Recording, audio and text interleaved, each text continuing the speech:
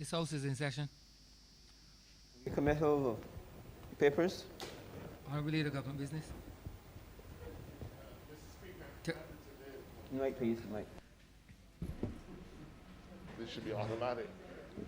Mr. Speaker, I am commanded to lay the Public Service Qualifications Amendment Order 2021. Revert to government business. Prior to the suspension of this Honorable Chamber yesterday, this Honorable Chamber was continuing the debate of the estimates of revenue and expenditure for the year 2021 to 2022. We shall now return to such.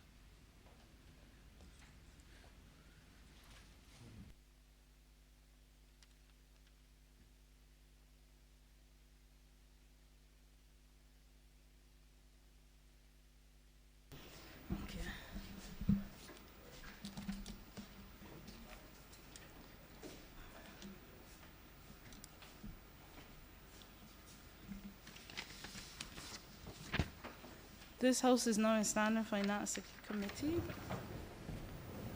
Madam Chair, Head 82, Ministry of the Environment and National Beautification, in the amount of $39,690,227. Honorable Minister. Pleasant good morning to you, Madam Chair, and all my August colleagues and distinguished guests. First, let me introduce the team from the Ministry of Environment and National Beautification. To my right, to your left, obviously, is the Permanent Secretary, Ms. Daphne Kelman, Mr. Steve Devonish, Director of the Natural Heritage Department, Ms. Lisa St. House, Deputy Director, Environmental Protection Department, Mr. Travis Sinclair, Senior Environmental Officer, Policy Planning, Research and Information, Ms. Kim Downs-Ayard, Senior Environmental Officer, Biodiversity. Mr. Nigel Jones is the Senior Environmental Officer, Senior Technical Officer, for the National Botanical Garden. Ms. Tora Lord, Solid Waste Management Coordinator, Project Management Coordinating Unit. Mr. Ron Goodridge, the Environmental Officer, Climate Change and Ozone Protection. Mr. Ramon Allen, our Chairman at the Sanitation Service Authority, Ms. Janice Jones, who is the Manager, Sanitation Service Authority, and Mr. Ryan Alves, General Manager of the National Conservation Commission, and of course, Mr. Rohan Payne, the Assistant Project Coordinator of Biodiversity. Let me first of all welcome all my staff and thank them for being here this morning. I also want to pay homage today to my colleague, Minister Bostic, who is working assiduously in the fight, recognizing, of course, that this is a year to date since we had our first case of COVID-19. And it's important and significant for me to be here in the well today because prior to this first case and the vagaries of COVID-19, the entire conversation that the world was having was the environment and our response to climate change and natural disasters and the global warming as we know it. I want to say today that the Ministry of Environment and National Beautification stands as the protector of the environment and to ensure that the vagaries and the idiosyncrasies that confront us in terms of global warming and climate change, that we are able to mitigate, resist certainly, and to adapt to these challenges. And there are two dimensions basically to the Ministry of Environment and National Beautification. There is the international dimension, which speaks to our international commitment across the board. And we are signatory to a number of conventions. We signed the Paris Agreement, of course, and through the United Nations framework and the Convention on Climate Change, we are able to augment our policies and our programs because inadvertently there are COPs, which is the Conference of Parties, that we are party to every single year, and this allows Barbados not only to have the technical and scientific knowledge, but also to be able to assess much needed climate finds. It is my desire to one day be able to say that this ministry has a measure of independence where we are able to punch above our weight in the international sphere, where Barbados is able to garner climate funds from throughout the world because they see us as the leaders and the country that is able to chart the new direction as far as it relates to protecting our environment. Of course, we are also signatory to the Basel Convention, which speaks to the movement of hazardous waste across the borders and in terms of transshipment. And our Environmental Protection Department is responsible for that. The Rotterdam Convention, which speaks to the chemicals and the amount of pesticides that we use in the environment, of course recognizing that those pesticides can lead to the greenhouse gas and the damage to the ozone layer. So, of course, we have we are signatory to that convention as well as the Stockholm Convention, which speaks to the persistent organic pollutants, or POPs, as they are called. And of course, the Biological Diversity Department has a relationship and a signatory to the CITES, which looks at the trade on endangered species. It is the Convention for the Trade of Endangered Species, recognizing that biodiversity must form an important part of the conversation as it relates to our fight against these vagaries of climate change and natural disasters. We had the Latin America, the Forum of Latin America and the Caribbean only recently, and one of the things that were exposed across the length and breadth of the conversation was the fact that we must find natural-based solutions, and including biodiversity, and ways how we can preserve that which is natural in order to fight these climate change and the disasters. So we are also signatory in this ministry to the Montreal Protocol and the Vienna Convention, which looks at the ozone-depleting substances. And there are a lot of ozone-depleting substances, but we recognize, of course, that the major greenhouse gas is carbon dioxide, but you also have a duty to ensure that the refrigerants that are used in Barbados, the gases, the chlorofluorocarbons and gases used in the industry, whether it is car air conditioning, whether it is room air conditioning, that those refrigerants are taken care of in terms of disposal so they're not exposed to the atmosphere and damage the ozone layer. So from the international perspective, I'm saying that Barbados is doing very well, and we are ensuring that we have a voice and a space as it relates to protecting our environment and to ensure that we are able to commit to our Paris Agreement by ensuring that our temperatures remain less than 1.2 degrees Celsius. And we are working tirelessly to ensure that this happens. We are already in preparation to inform the COP26, which is going to be held later in this year, about our national determined contribution. And this has an interministerial connection because there are a lot of ministries that are involved in this whole fight in terms of reducing our carbon footprint. At the domestic level, and this is where it gets exciting for me, there is a new axis in this ministry that every single department hinges on in a circular way, and that is the Clean and Green project. A project which basically will change the way of life and the aesthetics of Barbados. I am lucky to have in my ministry the Sanitation Service Department, which is responsible for cleaning the entire country. I believe that Barbados must be the cleanest country in the Western Hemisphere. And then, along with cleaning, we have the greening component. And the greening component speaks directly to an international trust to have trees as a part of the carbon sink. It is known, it is scientific knowledge that we have the forestry acts as a green carbon sink because it's able to take about 25% of the carbon dioxide from the atmosphere. In the ocean, you have the phytoplankton, and they're taking about 25%. 50% remains active in the atmosphere, and that is what causes the damage to the ozone and the other environment. What we are saying is that the Clean and Green project allows Barbados to reach this noble goal of planting 1 million trees. I said already when I planted the jacaranda tree in the botanical garden that I will plant 1,000,001 because of the ability for the forestry to act as a carbon sink and to sequester carbon dioxide from the atmosphere, that dangerous greenhouse gas that is destroying our way of life. That is what I said. So what do we do in this program? We clean the entire country with the Sanitation Service Authority. As part of the important component of the program is that in communities where there are these unseemly refuse hubs, these anesthetically looking refuse communityscapes, we are changing them to a proper refuse hub so that the communities will have a refuse place to put their garbage, and that it can look nice and aesthetic, and it can bring out the beauty in Barbados. I said already, and I will repeat. It makes no sense having an iconic song.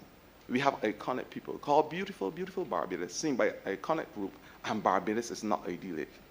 Absolutely makes no sense. It is my quiet and unreserved determination to make Barbados the most beautiful place in the Western Hemisphere. So, as I said, there is the cleaning component, which speaks to the sanitation. We come in and we do the bulk waste in communities and through the community engagement program, because we believe that Barbados must have a sense of ownership in this program. They must have a sense of altruism. They must work in collaboration with government, because partnership is an important cog of any sustainable development. And we are saying, as part of a sustainable development plan, people must be part of that journey.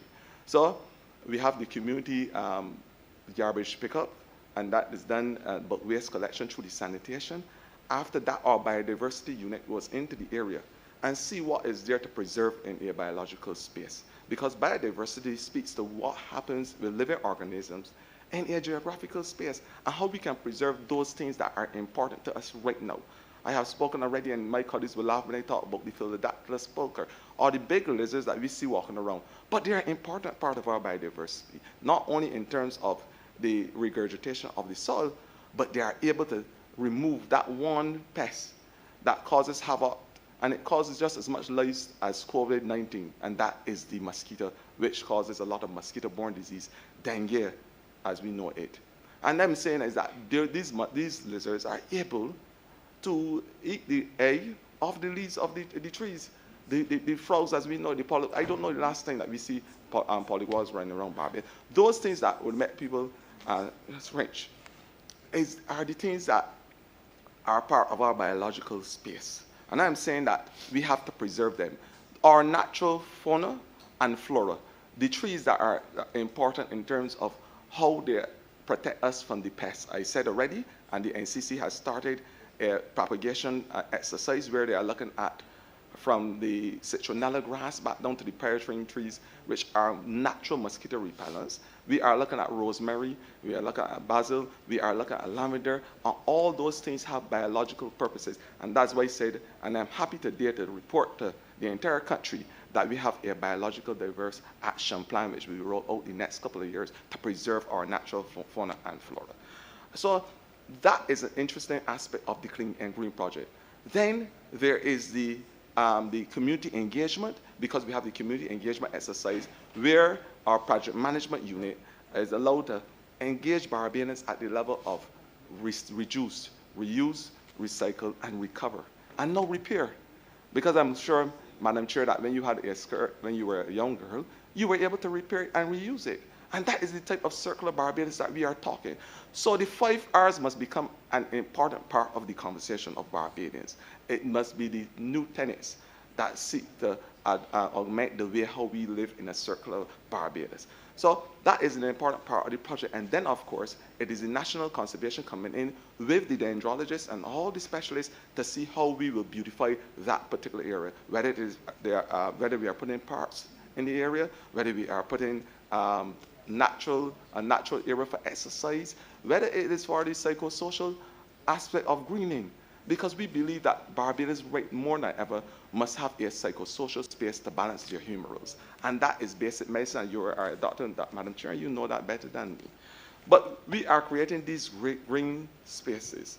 We are changing the landscape of Barbados. And of course, I cannot finish my conversation and my preamble unless I talk about the National Botanical Garden, a natural oasis.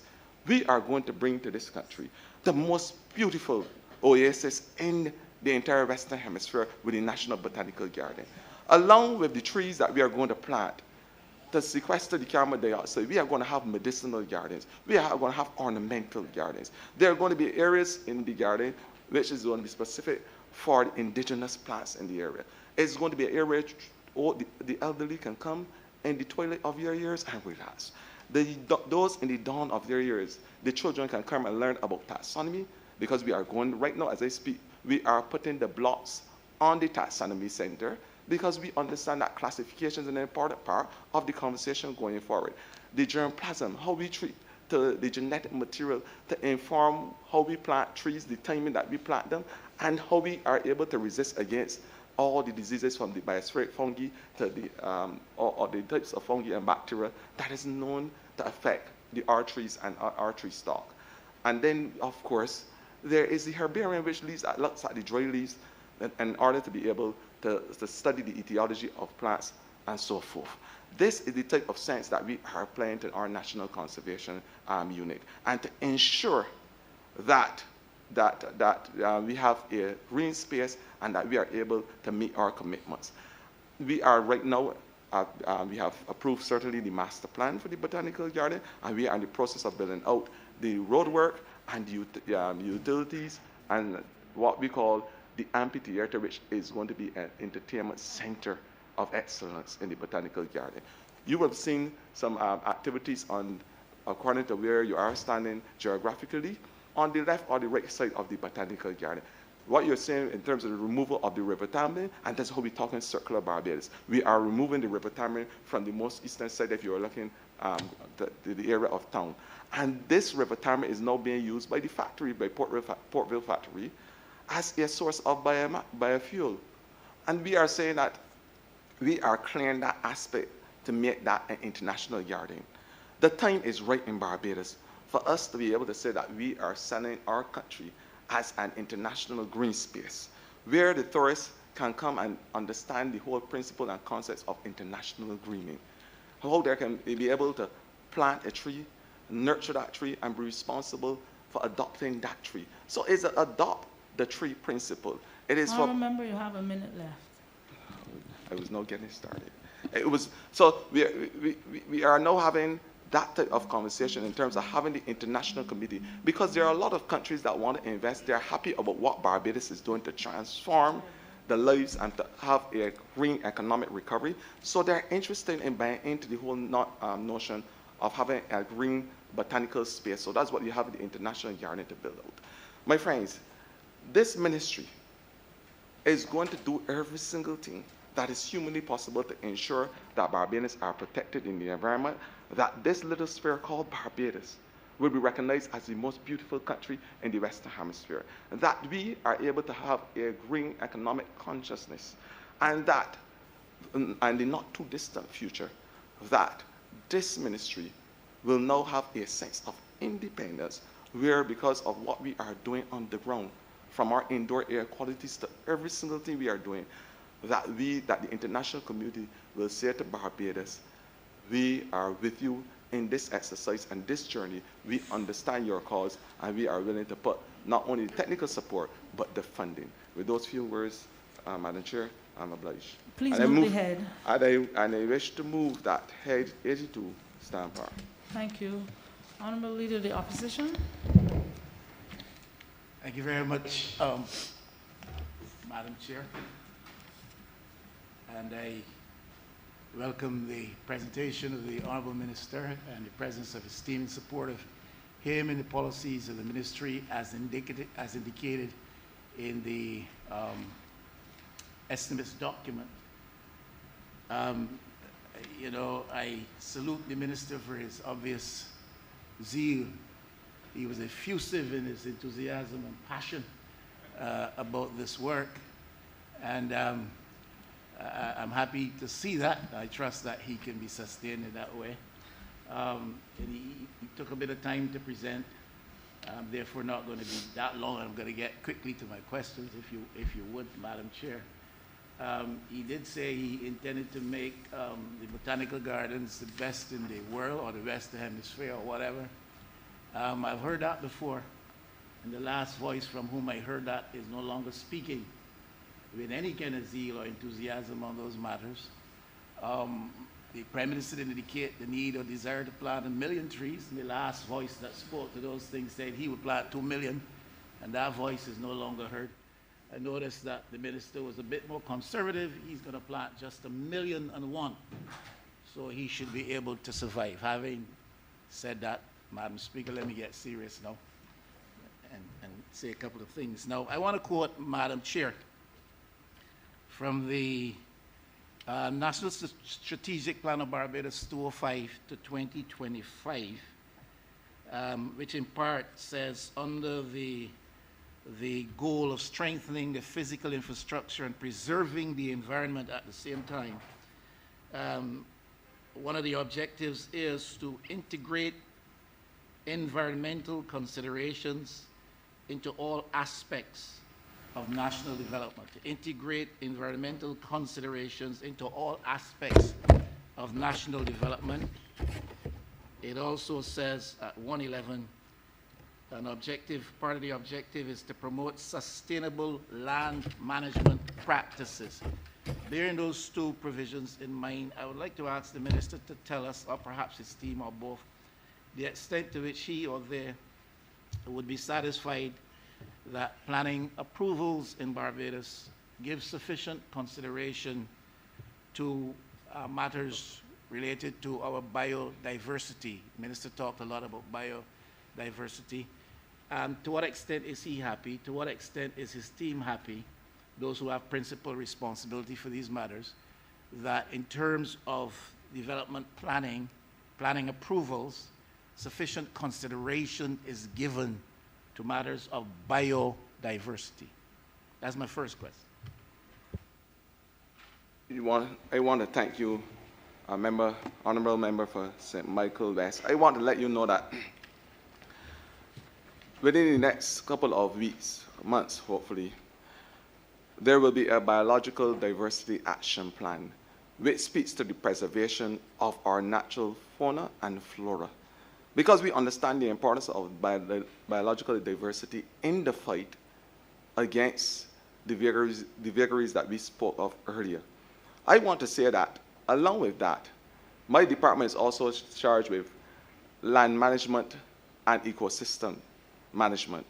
Because we understand not only in Barbados, but in the world, every single year there is about a 10,000 hectare loss of land to this desertification. And Barbados being one of the 10 most water scarce countries in the world, we are not independent of this idiosyncrasy.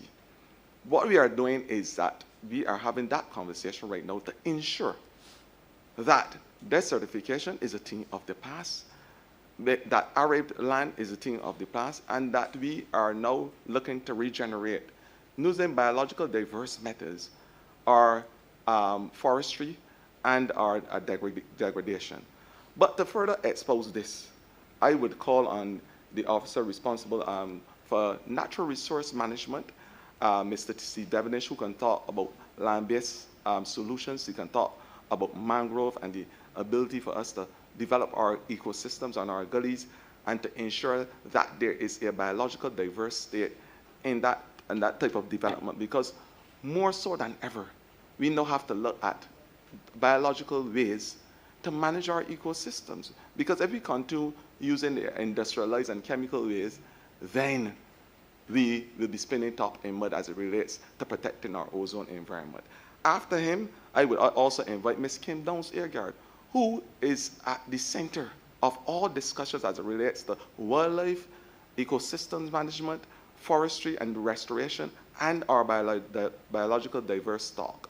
So I will ask Mr. Steve Devenish to expound on the whole issue about land conservation, desertification, the management, how we can look at ways of reintegrating our hard pan sand soil in the Scotland district. And there are a lot of biological diverse ways. That's why the ministry have these interlinkages. So I will invite Mr. Devenish to respond. Good morning. My name is Steve Devenish. I'm the Director of the Natural Heritage Department in the Ministry of Environment and National Beautification. The question posed is an interesting one, and the ministry has been working assiduously over a period of time to ensure that there is, one, integration within national planning, and two, in our discrete project planning process and programming process, we focus and we drill down on specific sites. Our principal integration starts within the context of the physical development plan. And the physical development plan speaks to... Madam Chair, if I may interject, yes, we do have a problem with volume. I'm not hearing Mr. Devenish quite clearly. And in the interest of time, I'm sure this ministry is quite focused on what falls to it as its mandate with respect to biodiversity here in Barbados.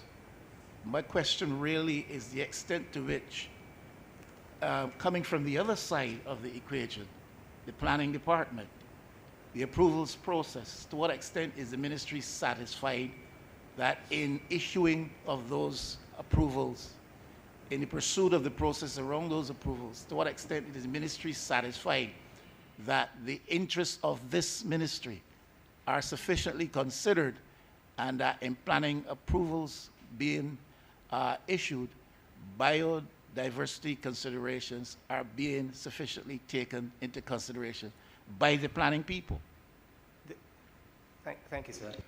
The point I was going to come to is based on the physical development plan applications that speak to the natural heritage conservation, national park and protected areas are indeed referred to the ministry. They also refer to the Natural Heritage Department, and in instances where there's a more specific biological or biodiversity requirement, it goes to the ministry. And we therefore are allowed to comment on physical development plan applications. Plan applications are very often issued with conditions attached to preserve the environment, which are conditions that are developed and derived from the Ministry of Environment Interests. So you're happy with the extent to which they listen to you? Yes, we are. All right. I just want to save the time of the chamber, ma'am, and permit others to get to questions which they may have. I just want to know the ministry is satisfied that the planning people listen to them. And further to that, if I may, Honorable Leader of the Opposition, is that there is a Tree Preservation Act, and the dendrologist, the only one in the Western Hemisphere, he sits as part of that committee that determines which tree we can remove, which cannot be removed for their biological diverse purposes and for sustainability. So that is all part of the planning proposals going forward. So we do have a voice and a stake in what happens in terms of our planning. Thank you, Minister. Ma'am, will you leave my second question? And it relates to the National Strategic Plan again. Part of the objective of which is to protect the island's water supply, including groundwater resources and waters in coastal aquifers, and ensure effective conservation of the island's coastal and marine ecosystems and living resources while improving their quality.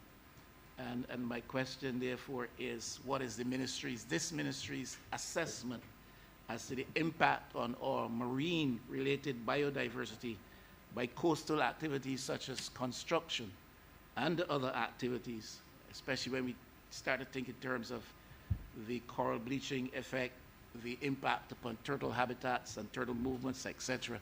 What is the ministry's assessment as to the impact on our marine-related biodiversity by coastal activities? I would let Ms. St. House from the Environmental Protection Department answer to that question, but I just want to let you know that our water supply, groundwater, our marine environment, that those supplies are constantly monitored by the Environmental Protection Department, ensuring that the levels of nitrates, phosphates, other persistent organic pollutants, that all those levels are controlled and come within the range that is acceptable, both in not only in the marine environment, but in our natural environment on land as well. So Ms. St. House will be able to respond to the other issues that you raised. Good morning, everyone. My name is Lisa Stenhouse, Acting Deputy Director for Environmental Protection Department. The government department that really takes the lead in terms of ensuring protection of the coastal environment in relation to construction is the Coastal Zone Management Unit. What I can say is that they are part of the group of government departments that are consulted by the Town and Country Development Planning Office. then they are coastal developments. So from that perspective, it is indeed considered with each application on the coast. Thank you. But does the department, I try to find out if the departments, the ministry and its agencies have any concerns as to anything that is happening in our coastal, in our marine environment as a result of any of the activities, reconstruction, tourism. Is there any concern of any significance that this ministry has? That really is a query. Okay, it seems to me that it's a perfect world out there and there are no concerns, and I'm not too sure that's the case. As I say, honorable member, the department that is responsible, the EPD, they do regular testing, and if there are any red flags raised, the corrective measures certainly will be put in place. But Ms. House, as she said just now, that there are no major issues in terms of what we are seeing, either in the marine environment. Our nitrate levels are below the 0.0097 millimoles of a liter, or whatever they're supposed to be. We don't have any bacteria that is of any significance or any different in any other part of the world on our near shore on the coastal line. There is no concern as it relates to any phosphates inland. So we are pretty comfortable thus far with the levels that we are seeing in this country as it relates to those POPs or any other harmful chemical that you would use. This, ma'am, is not my third question. This is just for clarification. I remember not too long ago in this very house, I raised the issue as to the possible negative impact, the extent to which it was a reality on our coastal waters of the presence of a large number of ships anchored off our coast during the early COVID period, and the discharge of refuse and so forth into our waters. I remember that the minister responsible for maritime affairs and the blue economy was saying as well it was a concern of the ministry and that it would be looked into. And I don't know that we have had any further word on that.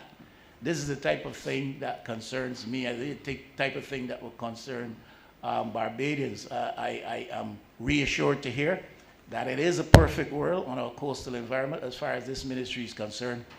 But I really would like to know that the fears or apprehensions of Barbadians are totally allayed with respect to these matters. But I will press on. If the ministry says it is all fine, then it is all fine. My third question, ma'am, with your leave, and it has to do with the government's goal of having a fossil-free environment virtually by 2030, is it? Now, we have a fossil energy-dependent economy and way of life. Whether we talk about transportation, whether we talk about generation of electricity. But part of this ministry's remit is the area of refrigerants. And to a large extent, and this came very, very forcibly to my mind when we had the discussion about vaccines and our capacity to store and to use vaccines which required a certain temperature for storage.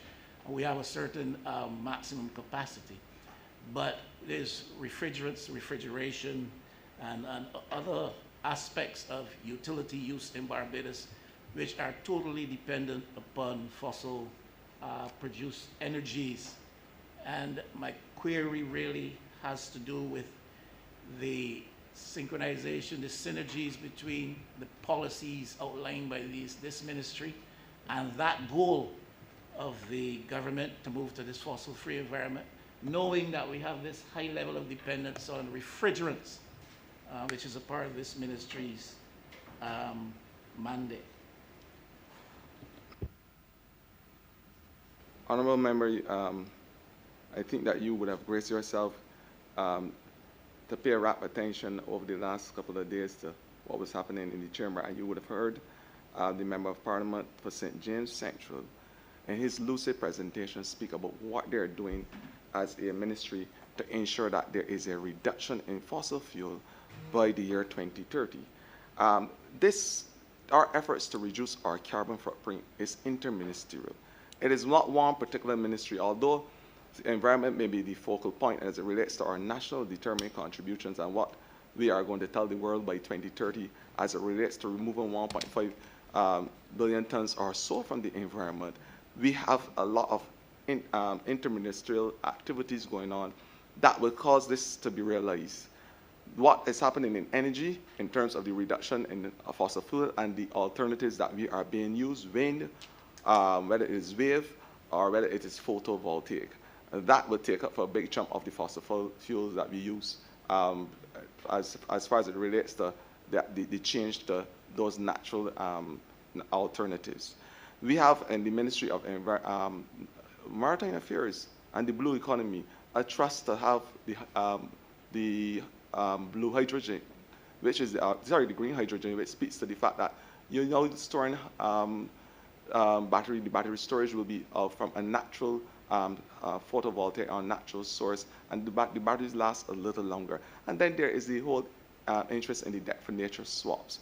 That is that particular ministry. In our ministry, we look to control indoor and outdoor air quality by our EPD department to ensure that in every single sphere, including the August chamber that you are in, that the levels of carbon dioxide certainly don't go past the 400 parts per million as the recommended or the allowed level.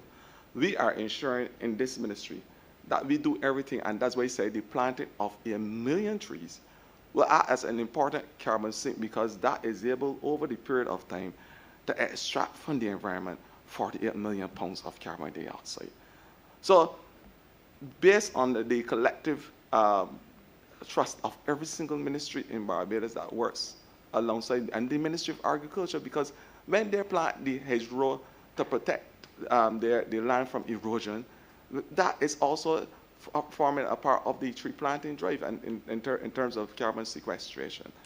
To talk about, so from that perspective, we are working and we believe that we can achieve this goal as a small island developing state and as a leader in terms of how we treat our reduction of our carbon footprint. In terms of the refrigerants, and you're speaking specifically about the hydrofluorocarbons, we have now bring our refrigerants in line to the international standard according to the Montreal Protocol and the Vienna Convention, which looks at the action plan. Barbados became signatory to that convention, and so far we have been able to keep a tight rein on all the activities in Barbados, because there is a small group of companies involved in the whole refrigeration aspect of that type of industry. So we are able to have quite good and tight control over the activities in that area. And along with that, we ensure that their disposal is done according to the international standards. So we do not really have a problem in Barbados per se as it relates to the refrigerants, the fact that they will escape to the atmosphere and cause damage to the ozone layer, because we have a tight control of the ozone depleting substances in Barbados. But to further elucidate on that, I will call on Mr. Ron Goodrich, who is responsible for ozone protection and climate change. Thank you, Minister. Good morning, everyone. Thank the Leader of the Opposition for the question. My name is Ron Goodrich, Environmental Officer at the Ministry of Environment and National Beautification. Yes, indeed, the Ministry, in association with the Customs Department and the Department of Commerce and Consumer Affairs, would have established a licensing system for the trade in Barbados of hydrochlorofluorocarbons as well as hydrofluorocarbons. Barbados is mandated to phase out the use of hydrochlorofluorocarbons by 2030, and we are on the way. There's a quota system established for the importers of these refrigerant gases, and every year that quota is reduced so that by 2030 we should have zero importation of harmful hydrochlorofluorocarbons. We have had training sessions for the Refrigeration Association and the technicians in Barbados. There are some alternatives that are available to the sector to use. We are transitioning to more climate-friendly, more energy-efficient, more ozone-friendly alternatives of some of these refrigerant gases, and the uptake in the industry has been good. We have partnered also with the Samuel Jackman Prescott Polytechnic and their training program there, and we provide equipment as well as a scholarship to those students who qualify at the Samuel Jackman Prescott Institute of Technology annually. It covers their tuition, and that's how we have at the ministry tried to meet our obligations as it relates to the Vienna Convention on the protection of the ozone layer and the Montreal Protocol on substances that deplete the ozone layer. Thank you. If I may further to that, I think the time is right for a scientist in Barbados, because we're talking about the creative imagination of our people and the abilities of our people, and the fact that we have partnered with the Polytechnic. But at post-2030, this world now have to come to grips with a new substance, a new chemical, that will be able to do the same thing as the honorable member of the opposition asked. Will be able to to form part of the cold chain, which is sub 70 degrees or sub 80 degrees Celsius, as it relates to being able to store certain vaccines. And that is an important question, because I believe the time is right now for a Barbadian to be able to say, we are going to stabilize the hydrofluorophyllenes, or those new products that are coming on the market that will form part of the cold chain going forward. And the challenge is there for Barbadians to do it, because we believe we have that ingenuity and that DNA that we can say to the rest of the world, here Barbadian has discovered the new substance that will replace the hydrofluorocarbons. And that is the type of conversation we are having with Polytechnic and those chemists at the university.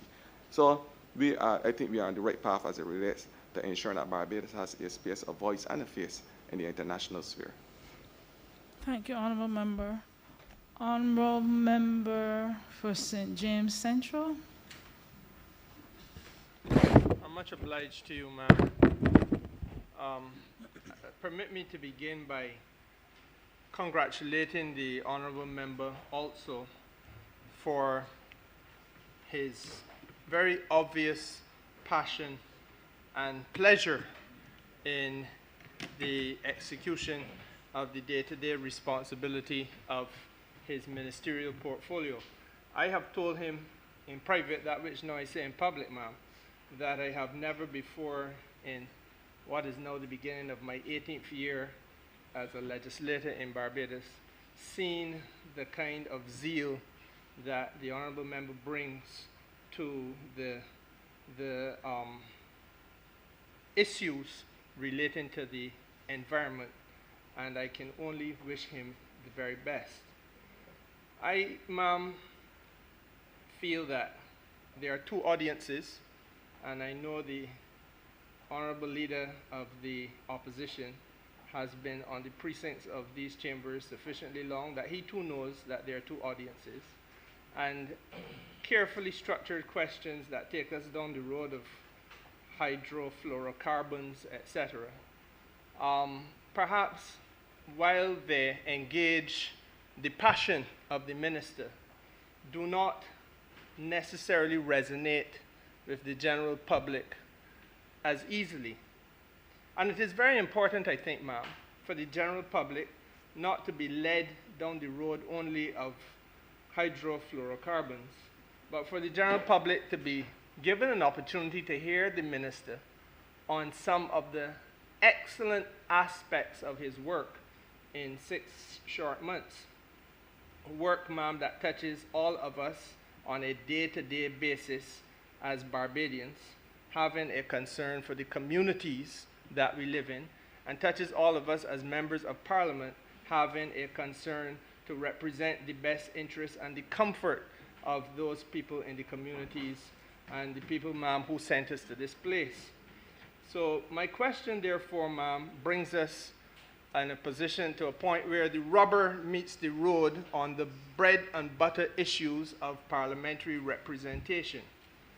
I want, ma'am, to engage the minister on matters, for example, relating to the teams of workers that I see on the ground in the parish of St. James, and more particularly, ma'am, in the constituency of St. James Central. I've seen it in my constituency, ma'am, includes a part of the parish of St. Thomas. And so I must say as well, I've seen it in the parish of St. Thomas as well. I see workers, ma'am, on the ground making sure that there is debushing being done. I've seen the debushing firsthand, ma'am, in areas like Seaview and in Holders Hill, etc. And I know for a fact, ma'am, that it has contributed to employment in circumstances where even despite the ravages, the best efforts of the, even despite the best efforts of the government, the ravages of the COVID-19 pandemic has caused dislocation. So it has not only helped us in terms of the environmental aspects and the beauty and comfort of the people living in the parish and in the community, but ma'am, more importantly, it has helped us to offset and mitigate the impact of unemployment. Now, ma'am, I would like the minister to elaborate a little bit on this program and to indicate to the House what his judgment is as to how much longer this program can continue, what his assessment is as to what it has been able to achieve thus far. That is my first question. And I also link into that, ma'am, the desirability. I want him to comment on what I have as a personal desire to see or have access to more skips, because the work that the government, through this minister, has been able to achieve, ma'am, has led to others saying, look, we too want to play our part. And I have gotten calls from people saying, look, the community is going to do a cleanup, but what we want a little help with is to get skips. We want to be able to put the cuttings and so on and the clippings, gather them and put them aside so that they can be collected at an appropriate stage by the appropriate authorities. Access to those things, ma'am, like skips, are very important because we want to help people to help themselves. I hear and I understand, and I do not for a moment deprecate or depreciate the importance of a conversation about hydrofluorocarbons. But frankly, ma'am, nobody in the campaign spoke to me about hydrofluorocarbons. They did speak to me, though, about the quality of their community and the comfort of the community that they live in. And I feel we need to give the minister a chance to speak to that as well. Thank you, Honorable Member for St. James Central. I know that you know better than most persons that all politics are local politics. And I know that you will allow me to locate my conversation today to something which is also dear to me as a constituency representative, and that is the National Cleanup Program. What you're seeing across Barbados is a national cleanup that has never been seen or imagined by any government post-adult suffrage, being frankly and brutally honest. This program seeks to beautify, as I said before, Barbados must be the most beautiful place. Beautify entire communities. So whether it is the roadways, whether it is lands that are being, and I want to say today, and I'm glad you give me the opportunity to talk on this, that coming soon will be legislation that will be dealing with disuse or idle land.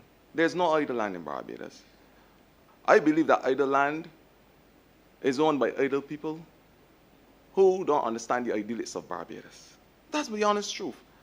And I think that now is ripe for us to start having that conversation with Barbadians as it relates to protecting the land which they own and ensuring that there is a level of aesthetics in Barbados. And so we will be bringing legislation to enforce and to ensure that land owners take care of their property. We have a unit in my ministry that will be responsible for assessing these lands, these disused lands, and hopefully with the ticketing system, and the paper is at the Attorney General's office as I speak, where if government has to remediate, that we will be able to be compensated. I have had enough talking on this issue. The time for talk is over. This is the action plan now, not the plan of action. And I'm saying that Barbadians are duty-bound to take care and have pride in their properties. But the National Cleanup Program marries itself to the whole notion, as you spoke to the skips and things, of the Clean and Green project. In my nascency at the ministry, I had an epiphany that spoke to the fact how beautiful Barbados should be. And so I brought to bear a project which embodies the entire concept of cleaning and greening. These skips that you talk about, and we are having a problem with community skips. That's why I say they will be replaced by community refuse hubs with doors that can open up, that are painted in bright, nice colors that communities could appreciate and have a psychological sense of understanding what we are doing. And that they can have a tangible step because they can come out and see it as a project and help paint these hubs and be a part of it. We are going a little bit further, Honorable Member, because we are going to be having bulk waste collections in every single community across Barbados. We have started this project in 7 communities with most of the backbenchers thus far, and they can speak limpidly about the response to the community and the transformation this Clean and Green project has made to the communities and the expression of interest across Barbados as it relates to beautifying biological conservation, ecosystems management, because that is all part of this cleaning exercise. But Barbadians have to walk with us in the journey side by side, not in front or behind, but side by side, because partnerships must become an important part of this conversation. You can't have sustainable development unless there are partnerships with communities. So in the same way you are saying that the community in your constituency may need a skip, the government is going a little further. We are saying not only will we ensure that you have a refuse hub, but we are ensuring that we have the skips as well. Prior to 2018, and I must say this, even if I catch glottal fry, prior to 2018, the Sanitation Service Department had 12 trucks. 12, a dozen. When we're talking about POPs, persistent organic pollutants, we talk about dirty dozen too. A dozen. And I will ensure that you have more than, that we service more than the 11 parishes. They may go to a dozen too.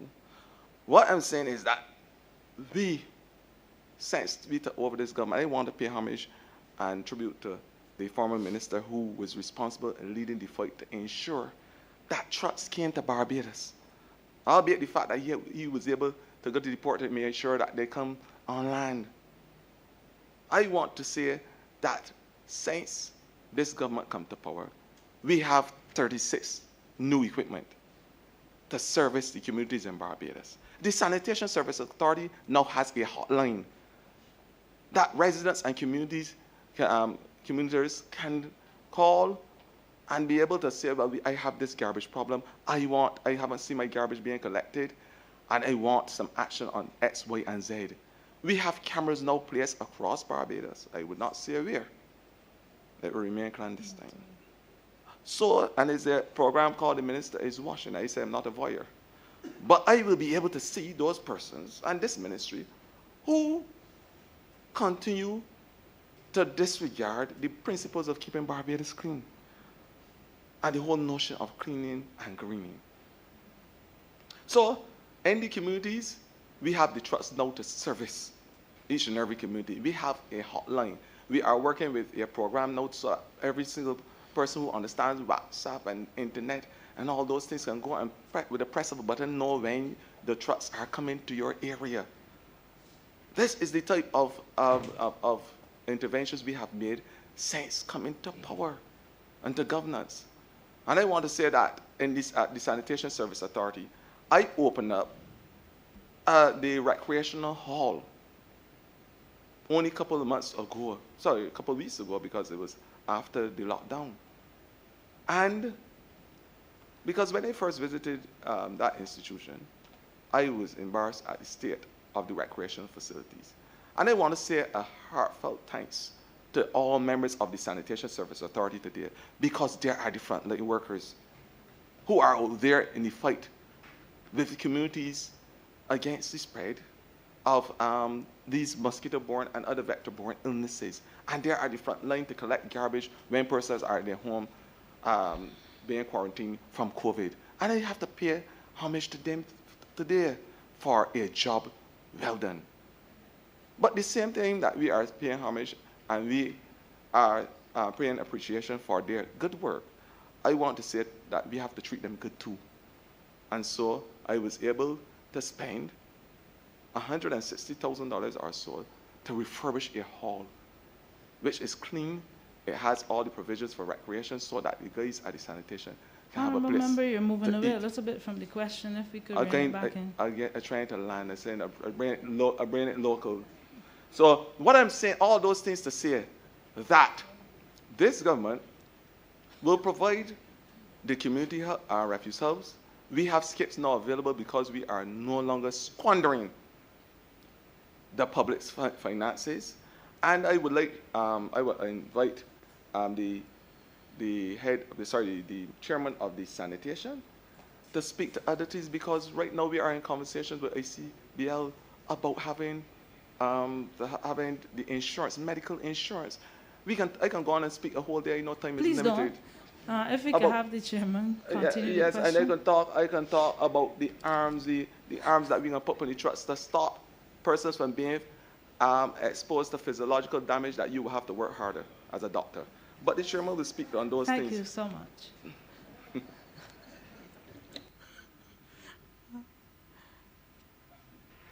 Ma'am, if my It was along the chairman. oh, sorry, beg your pardon. Good morning. I am Ramon Ali, Chairman of the Sanitation Service Authority. In line with what the minister would have indicated, there's been a focus on first taking care of our workers. It included the recreation hall. I can actually update him and you today to say that health insurance that he referenced will be signed off on today. An agreement has been made. This was a commitment made to the workers by the Honorable Prime Minister, which the Minister made sure was at the forefront of being effected and brought to land, as he would say, as soon as possible. The service improvements which he has described are being felt in terms of tangible data collected from our hotline. The reality is, we can say, based on the reports that we are getting, the average Barbadian is receiving the service which they expect from the SSA, and they've been able to deliver it in a meaningful, timeful manner. The reality is that there is a plan in terms of the authority to totally revamp our service offering and carry it to new levels in terms of what would be the expectations. The rollout carts and bin lifters to which the minister references will be an addition which will see the safety of the worker being paramount, the collection of data to improve efficiency and delivery of our services, route optimization, and also to allow us the more meaningful push forward a recycling program. The reality is that will bring for the fore a commingled recycling effort to over 100,000 households in Barbados. So the SSA is focused in relation of delivering an improved and efficient service.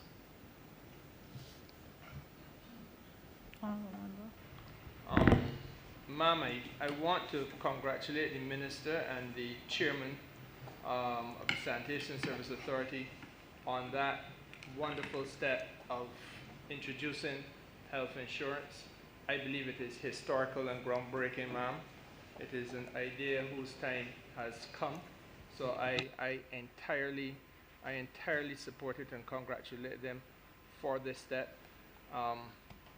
I, as recently as a couple days ago in my own presentation, emphasized the importance of dignity for workers, and so therefore I believe this is a wonderful thing.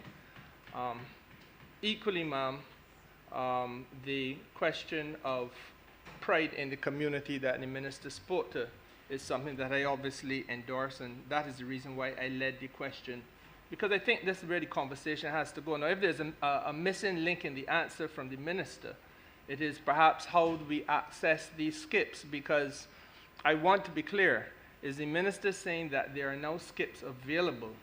And if so, when he answers, could he bring some certainty to that question? And equally, if so, how best do interested citizens, and I'm sure they are not only located in the constituency of St. James Central, how do people access these skips easily?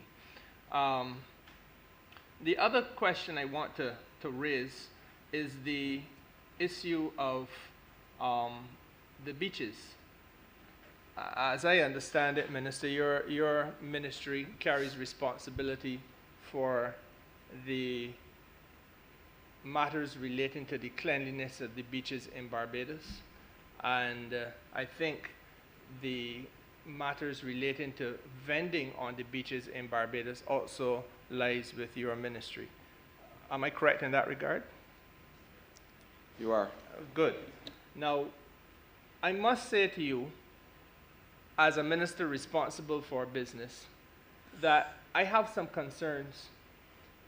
The issue of where we are in terms of employment in Barbados, linked as it is to the challenges presented to this country by COVID-19, must be top of mind for all of us as Barbadians. I am not going to engage where the leader of the opposition went yesterday when he sought to question an unemployment figure, because we all know that the consequences of COVID have been dislocation, and therefore there's going to be some fluctuation as a result of this pandemic's impact on Barbados. That is basic common sense. But the solutions, ma'am, for people who are trying now to hold body and soul together and hold households together. As I said, for me, these are bread and butter issues. I'm not in here to talk about hydrofluorocarbons today. I am here, ma'am, to try to understand how we can help people who lost a job to be able to make ends meet. And if there is opportunity available, not just on the land space, but on the beach side as well, ma'am, when once tourism starts to kick back in, we have to factor into the equation how best we can accommodate people there. Not now, when they're in tourism, but at the time when tourism starts to come back in. So let us think in terms of what happens when the season starts down in November. Gives you a long run-in, Minister. But you have to plan it.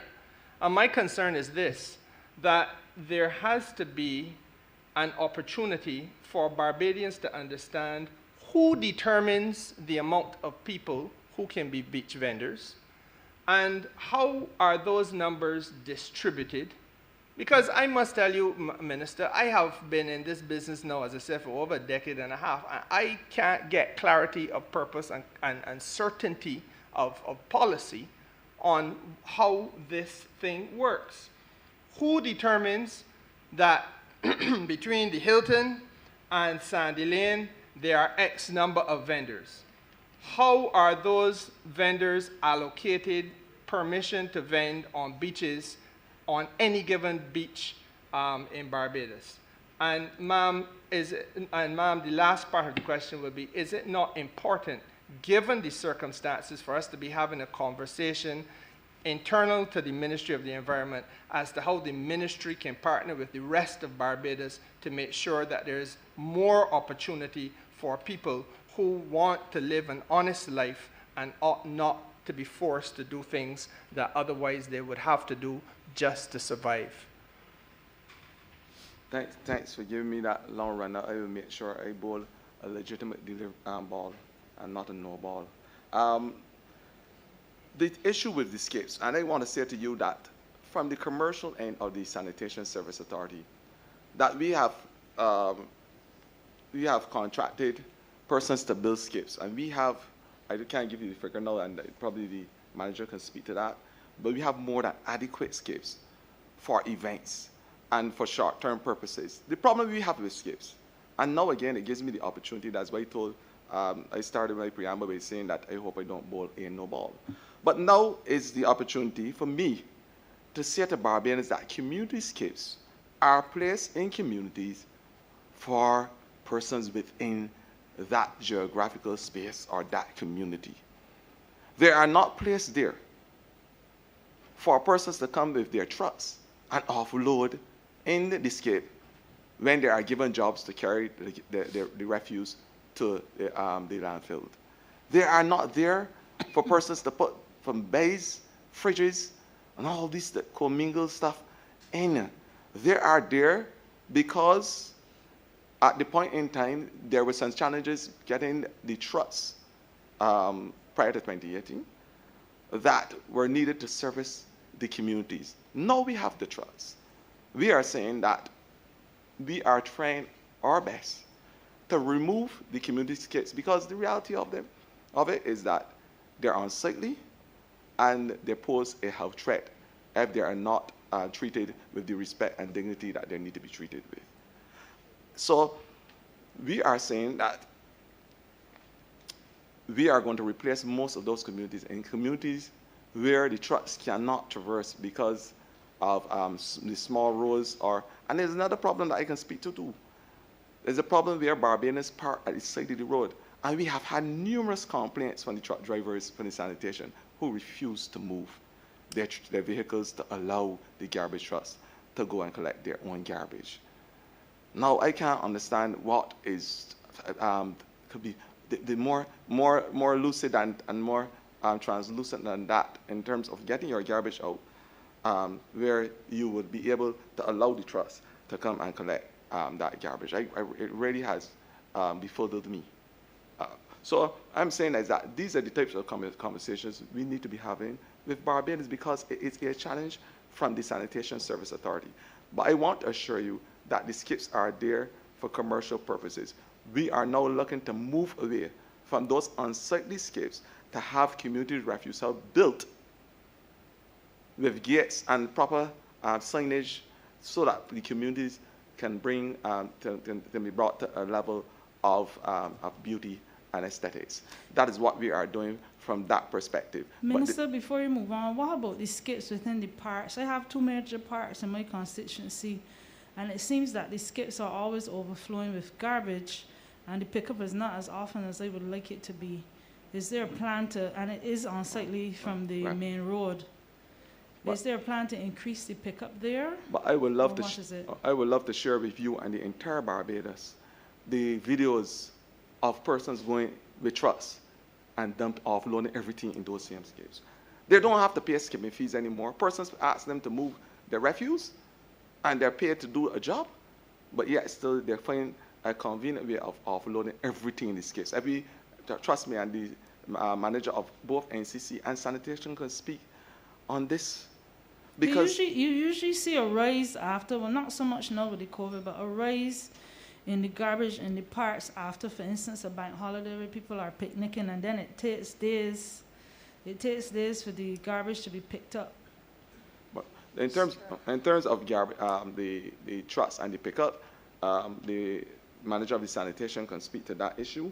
I will give Ms. Janice Jones the opportunity to speak on terms of the pickups and the other operations where the skips and the garbage pickups are concerned.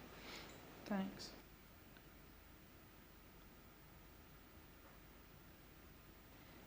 Good morning, Janice Jones, Manager Sanitation Service Authority.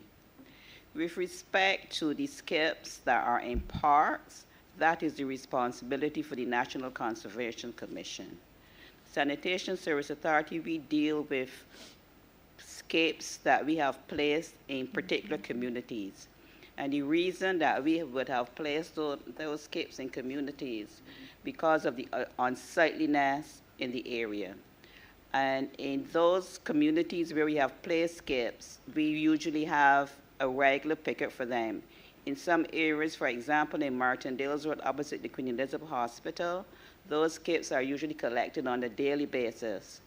And in some other areas, they're usually collected twice weekly.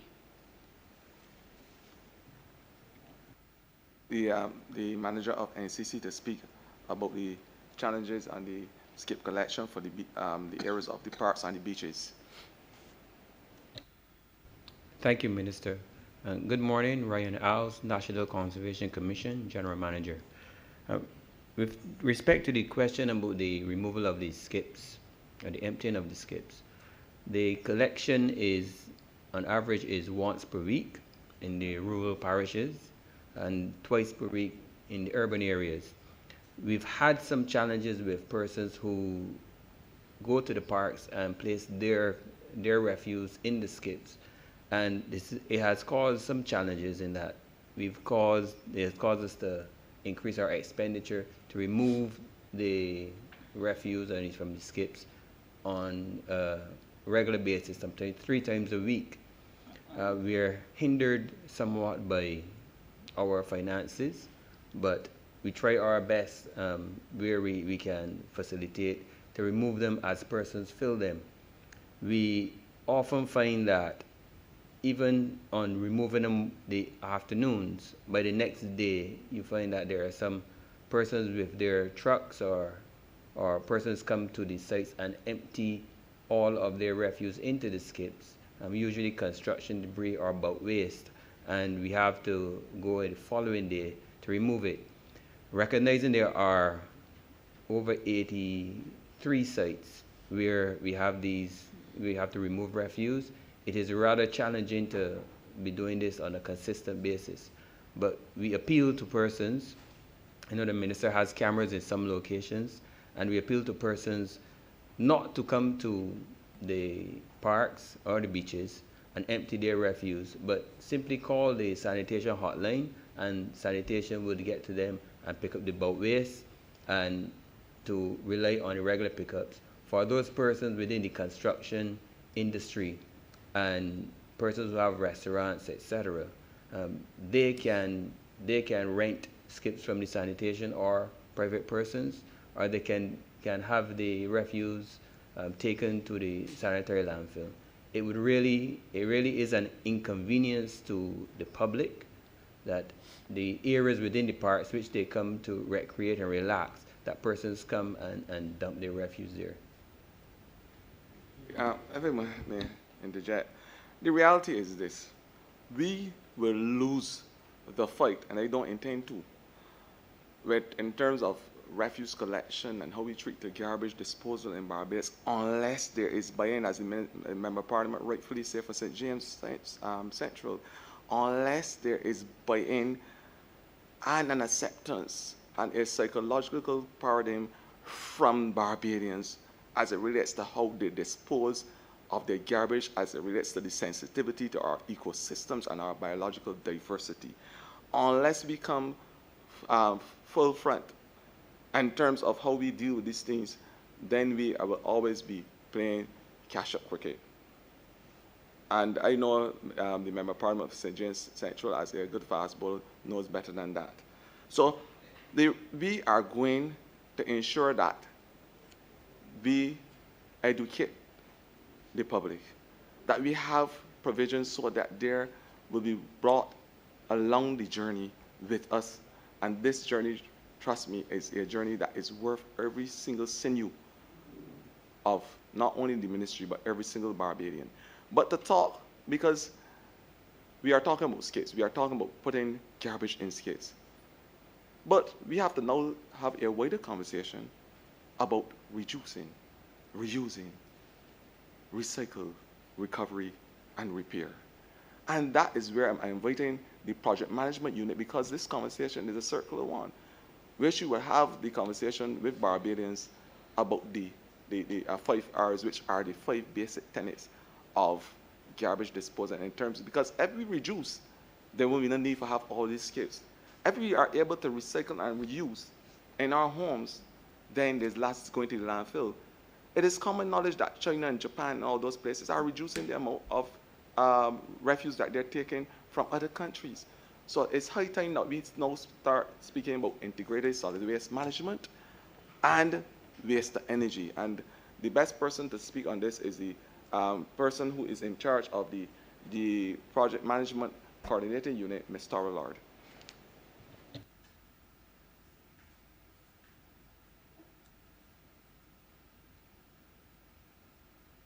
Good morning, Thora Lord, Waste Management Coordinator at the Project Management Coordination Unit. And in response to what you had said, let's go back to what you had said even earlier. We all need to have a sense of ownership in this whole thing. We've been talking about not having enough places to dispose of garbage, the problems with the skips overflowing. But the truth is that if we all take a sense of responsibility and we look at waste management, and not just how we can throw away our waste, but we look at reducing our waste. We look at reusing our waste. The 5th R that came in was repair, which has a very important part in the whole waste management hierarchy as well.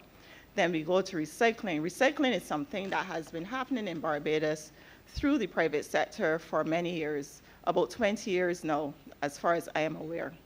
And it offers the avenue not only for waste minimization, but also in the case of repair and in the case of recycling, for us to be able to also have that employment aspect.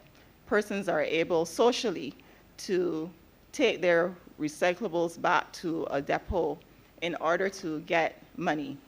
And while I don't always push this, the whole money aspect, I try to let people understand that it's important for them to do their part in order to have sustainability. Sustainability also in the whole clean and green effort. Ma'am, before you go, where are we with respect to recycling in terms of community recycling? I remember, I think it was last year, estimates, we discussed the recycle bins for plastic at schools.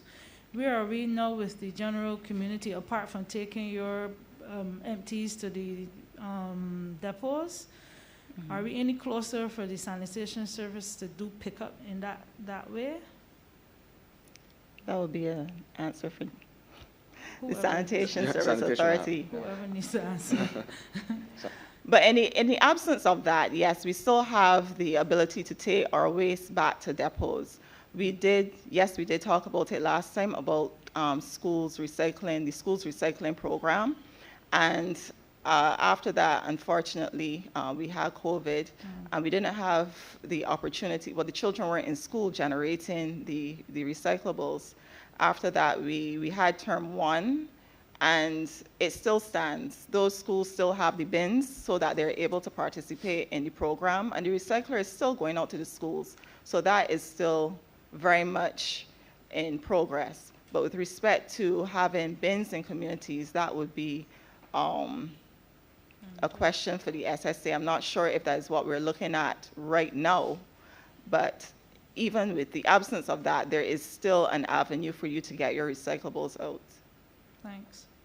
Yeah, manager of sanitation to answer that, in reference to the double unit trucks that the HRT that we have 2 already, but she can answer. Yes, good morning. Janice Jones, manager of sanitation.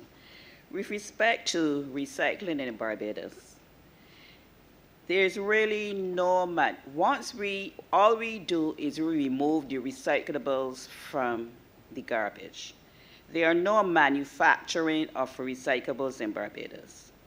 All we really do in terms of recycling is we remove the materials from the garbage unit, and then they are sent to other areas.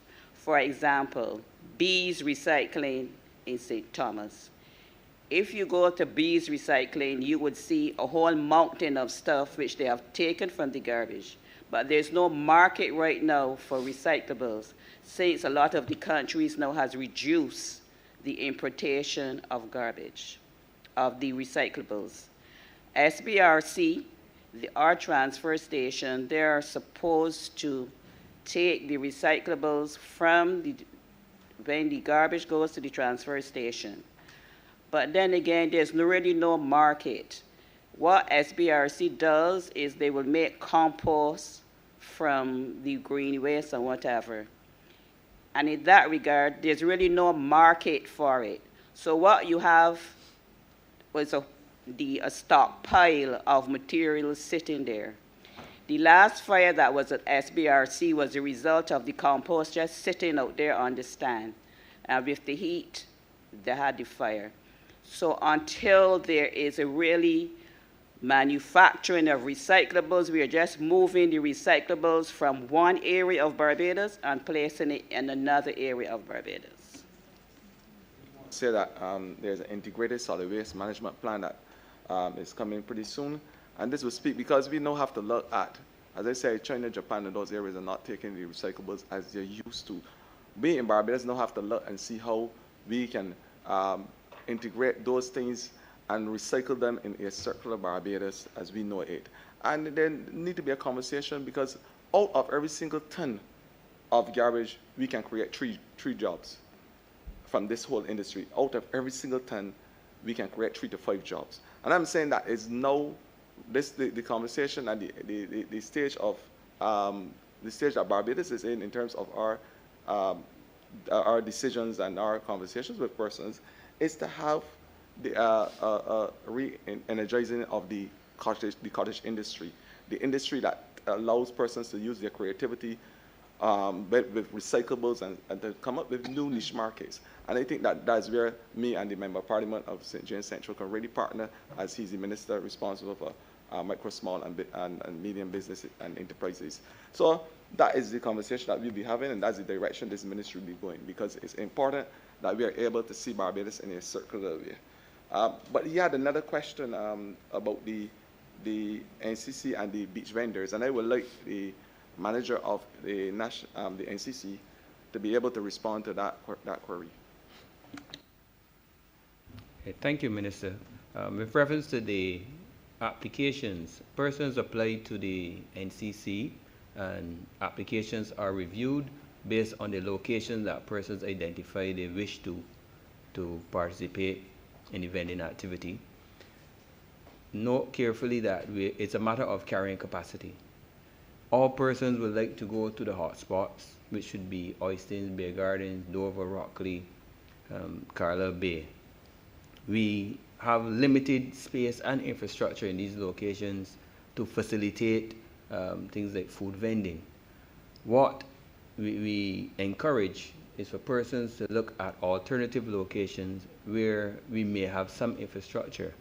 But the reality is that the infrastructure overall along the tourist belt is lacking based on the numbers that we get in for the applications.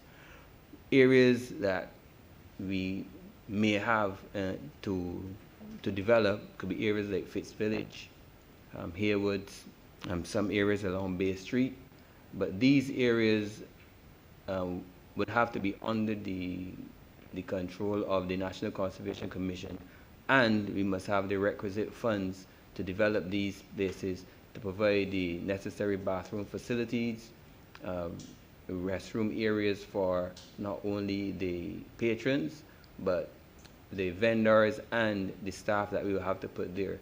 So we would like to expand to some of these areas as long as we can get the capital to develop the areas, because if we are going to encourage persons to provide vending services, we must provide the requisite infrastructure for them to do it properly, so that we offer a quality product to the public. And further to that, what we really and truly have to do as a government is, because this involves not only the Ministry of Environment, but the Ministry of Blue Economy and the Ministry of Micro, Small and Business Enterprise as well, because collectively we now have to look to ensure that, along with what the General Manager spoke about in terms of the infrastructure and the training, that there's biological conservation, there's marine conservation, and that certain areas are earmarked, but training for persons operating all across Barbados, including beaches, must become an important part of this conversation going forward, because the National Training Initiative, they have done an excellent job with the beach monitors that we have at the beach post-COVID, and I want to say that this type of training is no more than needed to help augment what we are doing as not only for our locals, but to be part of touristic product and exercise. So I think that the time is now right and ready for me to have this type of discussions. If I may, ma'am, I want to, before I just make my last, proffer my last question, just say to Mr. Alves and to you, Minister, that I entirely support the idea of expansion of facilities and infrastructure. You would have heard me on Monday speak to this issue with regard to land-based vending as opposed to beach vending. But the facilities have to be made available if our people are going to be given the opportunity for entrepreneurship. So as far as I'm concerned, I say to you that which I've said to my colleagues, plural, in the Ministry of Agriculture, that we have to reconstruct the whole concept surrounding vending. I am happy to say that the two honorable members who hold ministerial portfolios in agriculture are entirely on board with me in that regard, and I, Minister, will undertake to sit with you, especially given the fact that Mr. Alves has recognized, and rightly so, that one of the areas we should be looking at is Fitz Village in St. James. The esplanade there, ma'am, has been allowed to run to ruin over the last 10 years. It is an esplanade that once had seats but now has none. It is a disgrace and an eyesore, and it has to be corrected, not just for the purpose of vending opportunities, but it has to be corrected for the purpose of recreation for our people. If we put Barbadians first, then the tourists will follow, because they want to go where we go. They want to do what we do. They want to experience our culture. But if we deprive our people of some of the basic infrastructure, even that which they once had, then, ma'am, we're walking backwards in time. My last question, ma'am, turns on the question on the issue of beach access maintenance. And I must ask this question as a representative of a coastal community. And I think if I was to just think of one off the top of my head, that which is, for example, right next to Tamarind Cove Hotel. And I'll describe it for you. It slopes downhill towards the beach. There are some trees in the neighboring area which have given some trouble because of the fact that the roots tend to damage the walkway. But we're talking about a narrow slither of land space that seems not to be able to be maintained. And all too often we have beach accesses which are either too poorly lit to be safe on evenings, too badly maintained to be utilized by persons who are relatively or reasonably able-bodied, let alone those persons who are physically challenged. You would have seen on CBC very recently a constituent of mine who had to explain the personal sense of indignity to have to be lifted and tugged and pulled just to be able to visit the beach. And we got to correct these things, Minister. I genuinely feel that the issue of beach access is not a tourism thing. It is a Barbadian thing. Our people, the beach belong to we, and our people got to be able to access the beaches. And we have, therefore, to leave no stone unturned, in my judgment, to be able to make sure that this is a thing that no longer is a humbug to those persons, not only who live in coastal communities, but may I say as well, persons who are inland. The Honorable Member for St. Thomas would tell you that there are a lot of folks from St. Thomas who frequent the beaches in St. James, and they can't get access either. So it is a humbug that we just can't take for granted. We have to correct this, Minister. I want to say you're speaking to the converted. I will let Mr. Al speak to the beach access issues. Thank you, Minister. The beach access concerns are one that it has varying solutions, but the main solution is access to land. A lot of the accesses along the west coast are very small because we do not have a lot of land space owned by the Crown along the west coast. And with reference to the Crystal Cove, I think the access you're referring to is Crystal Cove, where we have several trees along that access, large trees close to houses, etc., that grow and crack the pathways on a yearly basis as they're paved, they're cracked, and it is difficult sometimes for us to have a program of maintaining these accesses, especially when we cannot get into these spaces to rectify the problem, which would be to remove the trees that are causing the problem. And these trees also cause undermining of the walls adjacent to accesses. And we have to work along with the landowners to try to make the area a lot safer than it is right now.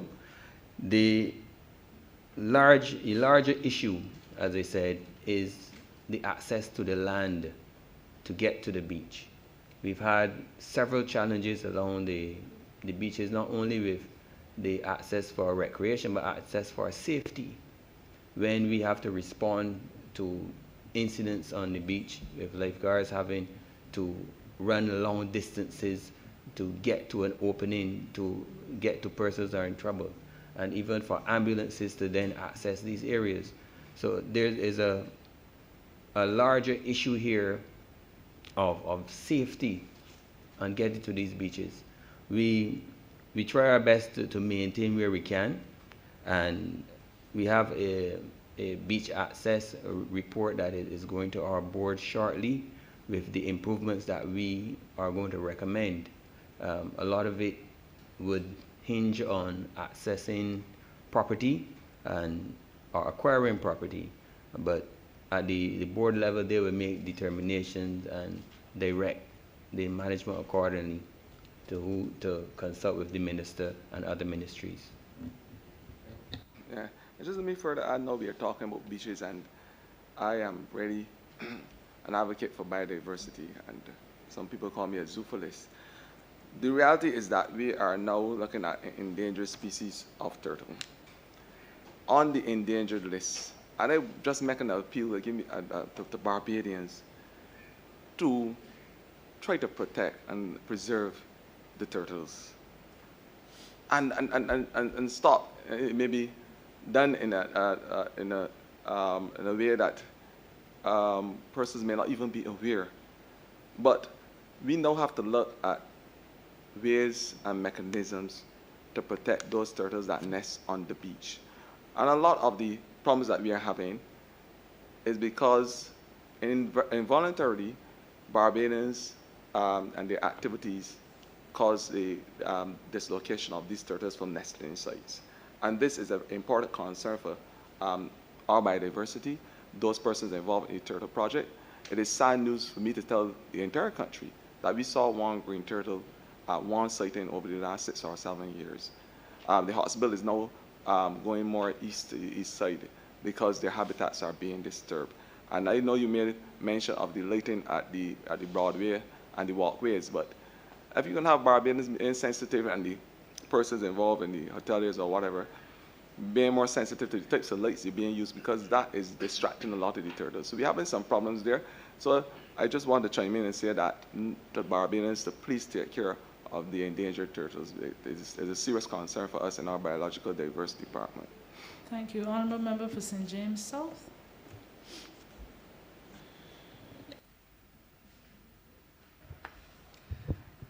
Thank you, Madam Chair. I just want to start by saying that I want to encourage both the Honourable Member for St. James Central and the Honourable Member for Christchurch East Central to continue on that theme of working together in terms of taking our waste and converting it into new products and therefore producing jobs for Barbadians. The reason why this is critical is that it has been noted that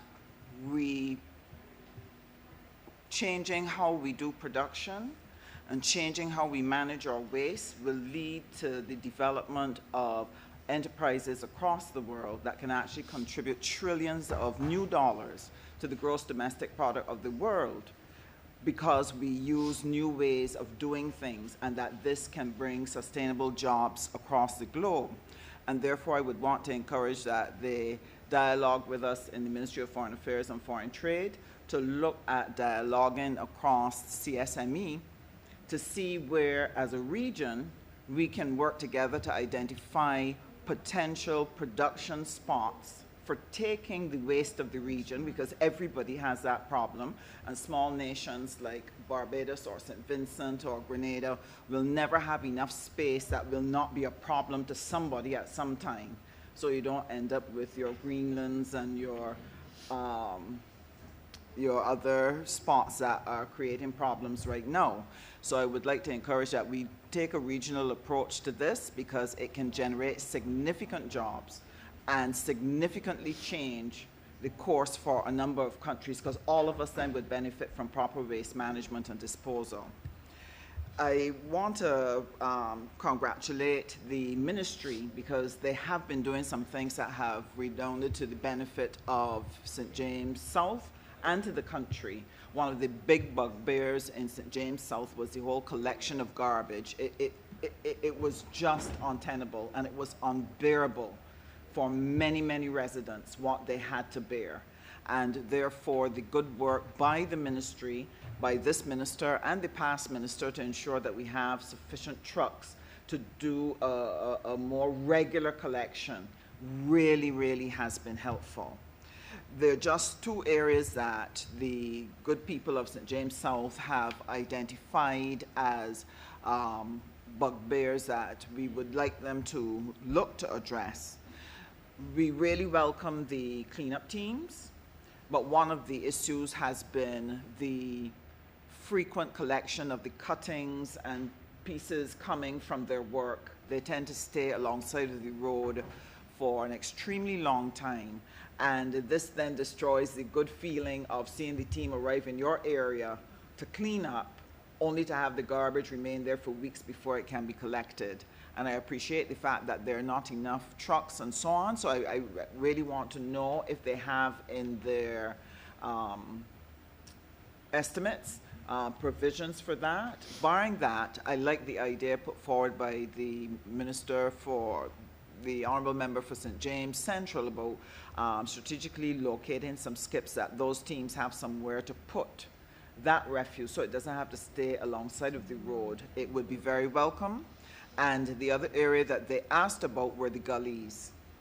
We have quite significant gullies in St. James South. And we have the problem of the mosquitoes. We have the problems of people dumping, and the areas becoming quite overgrown. And they have really requested if we can speed up the attention to the clearing and cleaning of the gullies, that this would help to keep the environment, make it cleaner, and also make it safer for people who may have to enter or cross near, because people can hide in the undergrowth where it meets the land space where the citizens walk. And therefore they have asked about that.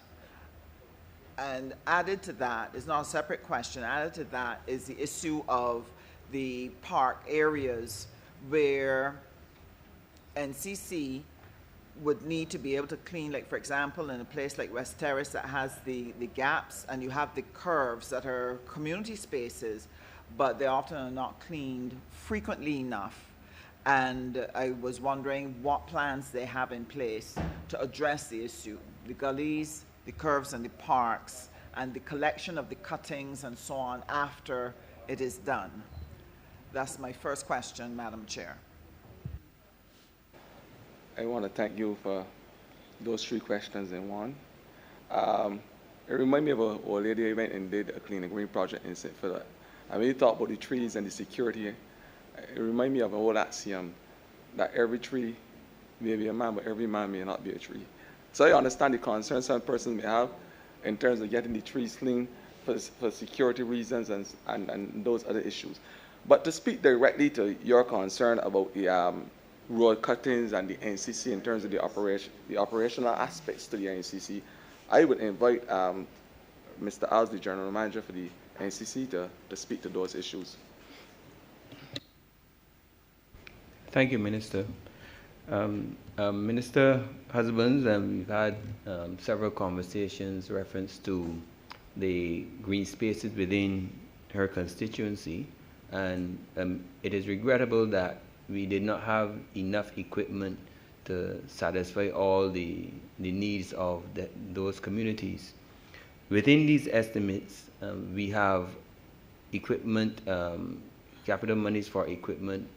So feel rest assured that we will have the equipment to deal with the areas in Wanstead, West Terrace, and some of those large community spaces which the grass has grown a little taller than it should be. And I know we've done a lot of removal of river tamarind within some of the communities where we had some issues with persons being robbed, etc. And we responded, as she would remember, we responded relatively quickly. We work along with the residents and the police Where these areas are identified, we get in and do what we can as quick as we can. But we do have a plan of action for the cleaning of these spaces, and we do have the funds within this budget to facilitate the regular maintenance of these areas. The removal of the vegetation once cleaned will be addressed. We have a relatively aged fleet of vehicles and skid steers. At the best of times, we only have 3 or so of them working. At this current time, we only have 1. So it is a strain on us, and it is a strain on the persons within the communities that need them to be cleaned up. But we will be rectifying that situation as the funds become available. We will purchase the equipment and have a better area for persons to recreate. I just want to add that it has been an odious exercise for me in my attempt to get land owners to clean their property. And half of the times that you see disused lands or idle land, as you referred to it earlier, the problem is not so much as identifying and going in and cleaning. The general manager of NCC can tell you about the horror stories, the pulling exercise that we have had to endure in order to get landowners not only to clean their property, but to prevent, in some incidents, harm being brought to our staff. We have had guns being pulled on members of staff when they go to execute their job of cleaning up those properties. We have had landowners send us letters from the lawyers. As I said, it is a very difficult and onerous situation that we are faced with. That is why I said from my opening remarks that we are in the process of having legislation so we can treat to those the private landowners who are not looking after their property. With government property, it is pretty easy.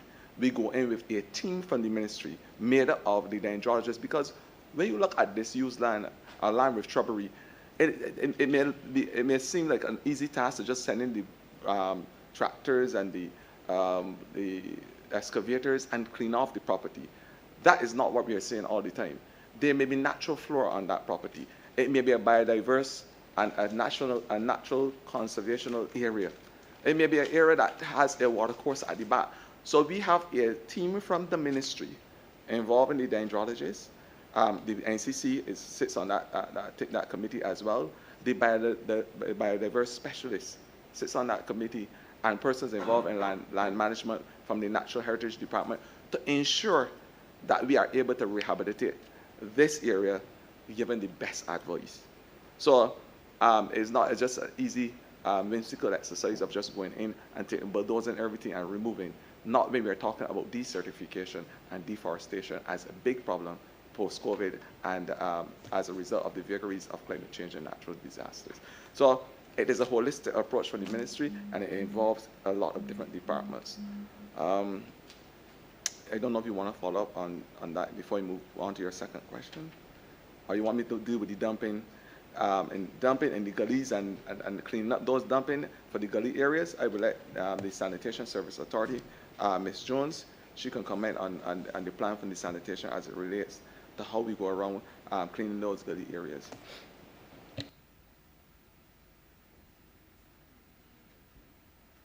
Good morning again. The Sanitation Service Authority, with respect to cleaning of gullies, we just provide a service because most of these gullies are not part of our responsibility. Most of the time, we offer assistance in the clearing of these gullies. Bearing in mind, the Sanitation Service Authority is responsible for the curbside collection of household refuse in Barbados. The bulky waste, we have a bulky waste section where we go about removing the bulky waste from householders. So the actual cleaning of gullies, that really is not our remit, but we do provide assistance to the Ministry of Health where they identify gullies and and abandoned stuff in the gullies where we offer to help. I just want to say before you go on to the other question, thing that when Barbadians in a flippant way put garbage in gullies, you're really looking at this, and they call it involuntary suicide. Because the same gullies that you put the garbage or dispose your garbage in are responsible for your ecosystem, your water supply. And then you may put in those same gullies utensils and different bottles and stuff that maybe provide a haven for mosquitoes. The same mosquito that will bite your child and cause you to be infected with a mosquito-borne illness. We have to understand that every action causes a reaction. The invasive monkeys that we are having now as a problem, you disturb their habitat. You disturb the habitat for a lot of different biological diverse species when you pelt in the gullies. And not only that, the water, the movement of water and the natural flow of water in its natural environment. So then when you have flooding in your neighborhoods, all of these things are the adverse result of illegal dumping. So we have to take stock and recognize that we are not independent of the things that are happening in our ecosystems, and the way how we treat our ecosystems will be down to what happened in our homes. Thank you so much. I was very, very pleased to hear that you're going to bring the legislation to deal with lots that have not been cleaned by owners. It has been a major problem for residents, for example, in Crystal Heights, Husbands Gardens, Oxnard, throughout my constituency, because you do have a number of people who may be living overseas and have lots, and they're not cleaned, and it then becomes a nuisance to the residents, and it's difficult to get them to respond or to take responsibility for the cost of cleaning. The last question I have has to do with the work that your Clean and Green team is going to be doing. I'm really looking forward to it, and Minister, I want to remind you that you made a promise that after these estimates, St. James South will be on the radar for getting that Clean and Green team to come. And I just want to ask a question about it, because where we want to put a space, a green space in Husbands for some of our older residents and so on, in my constituency, people are fairly health conscious. On mornings, people are walking and exercising wherever they can, morning and afternoon. But the highway is not the safest place for people to do that. I've already lost a resident about 2 years ago who was knocked flying after a 4-day morning and died on the spot because she was exercising on the highway and she was hit by someone who'd lost control of their vehicle. And therefore, the creation of the green space at Husbands to put down an exercise walking track that would allow the residents to be able to exercise, have a space where they can sit and enjoy the outdoors and talk with each other so that some of our seniors don't have to spend a lot of time inside, is going to be very, very welcome. I want to ask, in terms of what you have in terms of budget to assist with the clean and green spaces. I know that you can clean the areas, but what are some of the other things that you can put in those spaces to work with us in our constituencies to be able to provide the spots that are conducive to recreating and relaxing in the community? I want to thank you, and I want to say that the budget, to speak to the budget, the SC will speak to that. But when I started this project, and the reporter asked me what it's going to cost, I said, you know something? It ain't cost 1 single cent. Good old common sense. Because in this ministry that I have all the tentacles that are involved and are uniquely connected to the philosophy of cleaning and greening. And I want to say to you, that the way how we operate as a ministry is that we don't go in communities and say we are putting a park, a psychological a psychosocial developmental park or green space for persons, or we put in swings, or we put in benches, or whatever. We ask the community to decide what they want. So we go into the community and canvass, and you will know about canvassing as a good member of parliament. We canvass the constituents of the community and find out what is it that they want as a green space. Your community may be one that wants that requires or wants a exercise park, and we are saying that we will come in as the ministry, and we first of all, there is a media launch. That's the first thing that happens as the, part one of the project. After the media launch and the sensitivity, persons go in the community, collect all the information they need to collect. We send out brochures. We have the community engagement exercise where the project management unit goes in. Unfortunately, it is COVID and we don't have the physical distances, so we are looking now to do it online. And there are taught the basic principles and tenets of the 5 R's, and they are able to have an understanding of where we need to go as a country in terms of recyclable and reusing and stuff like that. Another aspect of it is where we have community scapes, is that we will build the community refuse hub through the sanitation department to ensure that that is the aesthetics of the area is complements the park or whatever we are doing, and therefore the community now is invited to have a tangible stake in what and being involved in the whole painting exercise. So it's a real community project. That's why I said that we are asking for the community altruism and that spirit of Barbadian, which say that activism, keeping your community clean, and we being part of something great will come to bear. After that whole exercise, we will then have the planting of the trees. Again, the planting of the trees is not just a whimsical and frivolous exercise.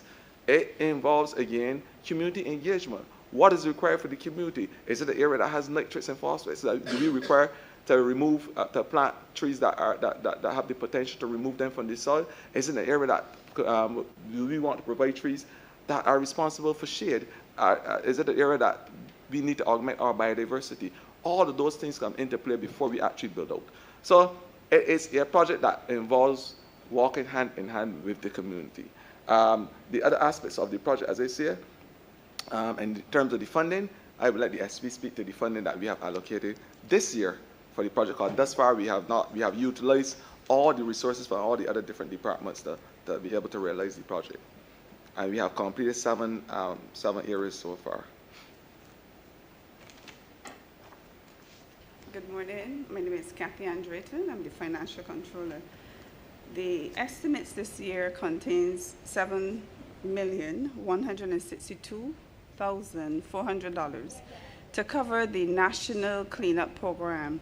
As the minister rightly said, the program includes the payment for the workers and also as the aesthetics pertaining to the clearing of the particular park or the particular area, that's also included in that budget. Thank you. Thank you. Honorable Member for St. Michael, you're finished? Honorable Member for St. Michael Northwest. Good afternoon. Thank you, Madam Chair.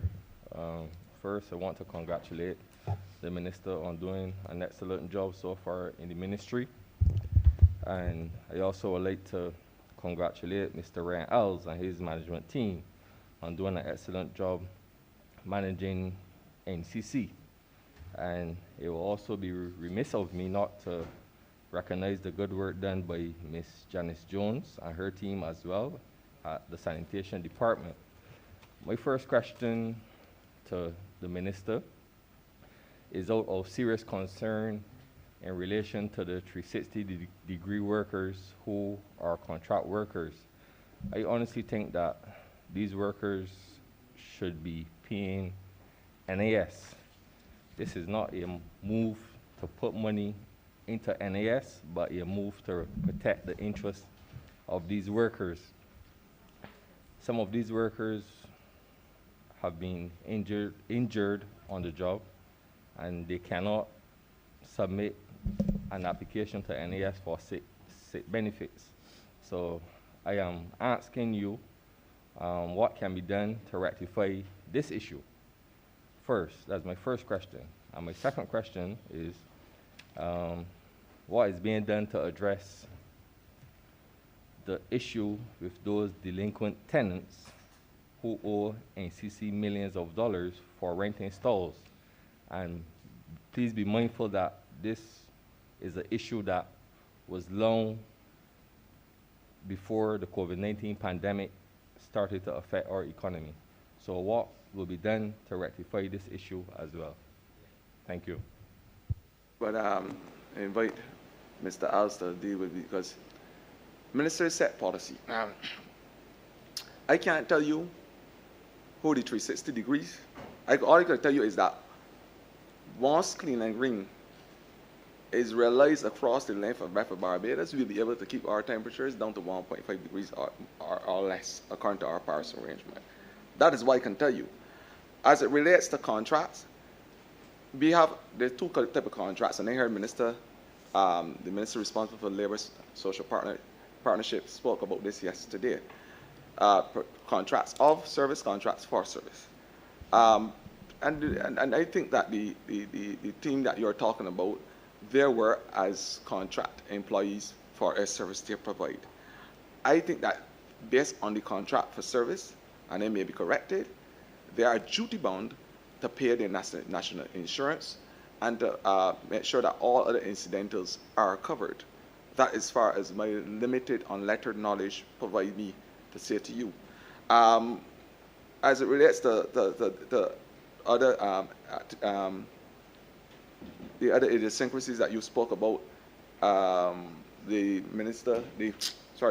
manager of NCC can speak about the stalls. What I can say now is that this government, which I'm a part of, will never ever, in these harsh economic COVID times, ask any person to leave their businesses or their facilities because they can't pay their rent at this time. I think it'd be very insensitive and inhumane. And in the same way, we are asking with our right flights all the Barbados to come on board and help in the whole fight against COVID. We understand the situation and the damage to the socio-economic fabrics of the society. We must also have a sense of consciousness and understanding and empathy as it relates to how we treat the businesses. And the NCC and my ministry is no different. So all I can say is at this point in time, we are not moving with any sinew to remove anybody from their vending areas. And that is something I can say unequivocally. The manager of NCC can speak to the other issues. Thank you, Minister. Honorable Nero, thank you for the question. With respect to the contracted workers, those persons are self-employed. We encourage them to pay the NAS. We have provided the forms, etc., for them to take it up. But as self-employed persons, it is their responsibility to do so. And we at the NCC cannot mandate that they do so. We can only encourage and provide whatever facilitation we can. For the second question, the rents owed to the NCC goes above the 1 million mark, and we also plead, encourage persons to pay what is due to the commission. We do what we can, but we are also sensitive to the fact that this is a trying time. And for the last year, the commission has not charged a single cent in rent to those persons who have kiosks, etc., on these beaches or open spaces. We encourage them, however, if they can, to pay the debts that they owe, which is extremely high, as we also are challenged in this COVID environment. Our not collecting any rents, having a lot of all the hotels which we service not being able to request the service from us and to pay. So we have had a significant drop in revenue because of the COVID. But despite that, we still understand that vendors are hurting. They don't have the luxury of tourists coming, and we're very sensitive to that situation. But we do encourage them where they can to pay the arrears that they have accumulated over the many years. Like I said, I do empathize, but like I said, in the latter part of my comments, I stated that this issue was long before the COVID-19 pandemic, started to affect the economy, right? I do agree that consideration should be given in terms of the way business is being affected at this point in time because of the pandemic, but I was actually speaking about before the pandemic started. As the General Manager just alluded to, as I said, as the General Manager alluded to, the ranks, they're looking at ways in a sensitive way, because we have to be funambulist here and walk that tightrope. So in a sensitive way, we are looking at ways that we can get persons to come if they have the financial wherewithal and pay down on the rents owed prior to this same time last year when we had our first case of COVID. So this is already being taken care of there's a system in place, and there is, I think that the General Manager spoke to the fact that there are already work out based on the amount owed, and they calculate the amount and the arrangement is made with the vendor in terms of how much they can pay a month. But as I said, these are not normal times, so we are trying to be our brothers and sisters keeper. Okay, Minister. Thank you. Honorable Leader of the Opposition. Thank you, Madam Chair, for appreciating that there's only one opposition voice, and we need the opportunity as well to interject. And easy questions for the Honorable Minister, but important questions in my view. Now, I wonder if the Minister is bold enough to say to his cabinet colleagues and to his government that we have a problem with noise pollution in Barbados. I speak in this instance with reference to the noise emanating from kite flying, which has really become a hubbub. If you're young and strong and healthy and you like noise, it may not bother you. When there are people who are elderly and who are ill in various ways, it bothers them, especially at nights. It interferes with their ability to sleep, which is already impaired because of various illnesses. I've had complaints about this. I've gone to the police about this on behalf of people in Strathclyde and elsewhere. The noise emanating from bulls on kites is really becoming a nuisance. It has been talked about in Barbados for a long time. This same administration was giving serious consideration to aspects of noise pollution in the environment in Barbados several years ago, and there were some controversial issues arising around this, and I think we stepped away a bit at that time. But you have an issue now with people flying these kites. They leave them staked out, to use the term, all night, and the bulls are raging, really, literally raging bulls. I've been conducting church services. You hear them above the church. I have been at the cemetery, particularly so Westbury Cemetery, doing burials. And it is very irreverent. It is totally a nuisance. And I think it is a simple matter that we should address. And I'm wondering if this minister is bold enough to say here to Barbados today and to this Parliament, I am going to insist with my cabinet colleagues and the government of which I'm a part that we have to do something about this distressing nuisance of kite flying that has a attendant practice of loud-sounding bulls. I'm not talking about kite flying in itself. That is a good pastime, but the noise that attends that particular activity. And I really would wish for a bold statement that it is a nuisance. I know a lot of young people do that, fly kites, and you don't want to be unpopular among young people because you have to come back later and ask them for a vote. But the government of the day is charged with certain responsibilities, part of which is bringing legislation to this Parliament. I think we have to deal with that nuisance. The other one is the heavy sounding noises from motorcycles. That is really a nuisance, even to motorists on the road, far less pedestrians and people in their homes. A nuisance. I mean, I've been to places where you could see hundreds of motorcycles at one time, and they don't make as much noise as one motorcycle of some types in Barbados. And that is really, really a nuisance that has to be addressed. And I encourage the boldness of this minister with his level of enthusiasm for the mandate of his ministry to tell his cabinet colleagues starting today, we have to do something about that. The other area, ma'am, and I will shut my mouth, has to do with the fact that I see about 1,000 young people out there, some not so young.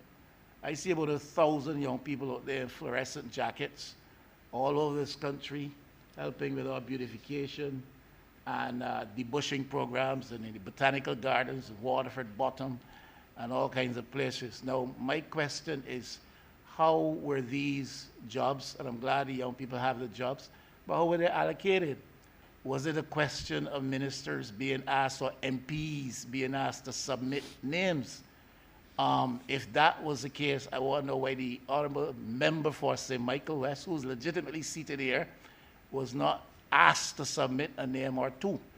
St. Michael West people are suffering too. They need jobs for the young people in St. Michael West too. There are places in St. Michael West which need to be cleaned.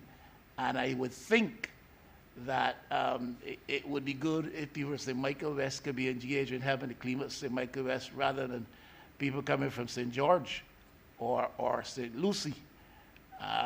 So I'm asking, how were these 1,000, 700, 800, 1,000, 1,500, how many there are there? Enough. How were these jobs allocated? Were MPs asked to submit names? And if they were not, and if they were asked to submit names, how come, my honorable friend, I was not asked? Because if you don't give me a satisfactory explanation, then we perhaps may have to rethink that designation, honorable friend. Start with the last question first. Firstly, as you know, if you drive across the environs of St. Michael West, you will see cleaning being done as I speak. So rest assured that your constituency will be just as beautiful as any constituency in Barbados. And if you'd excuse the intervention, I don't doubt that, and I'm saying I see people there. Okay. In St. Michael West at work. There's some other places in St. Michael West that need to be addressed, and some dumping sites of which I have some concerns. My problem is not that the work is not being done in St. Michael West. Question is who's doing the work and how they got the jobs, and if MPs were allocated certain numbers of names to submit, how come I wasn't asked? To answer that, and the reality of it is that ministers set policy. I don't think there's no minister, present or past, that actually employed any person.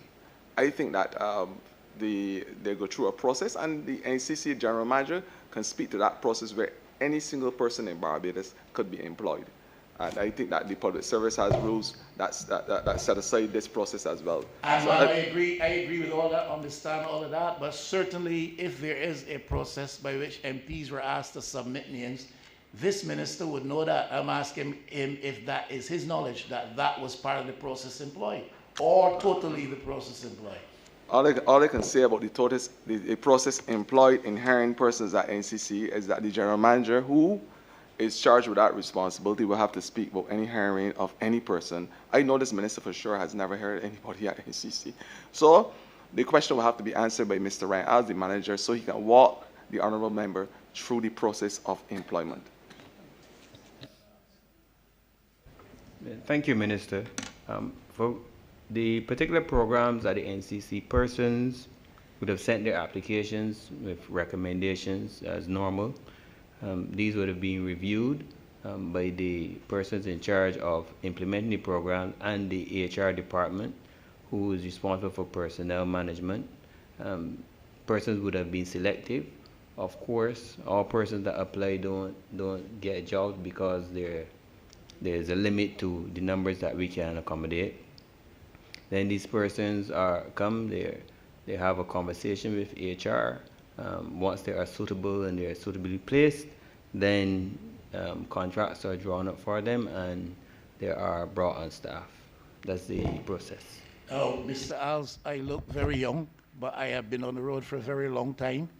And Mr. Alves, are you saying to me and to this Parliament that those who are involved, who have been employed in this project, were not recommended by MPs for those jobs, or that the process was not such that MPs were given the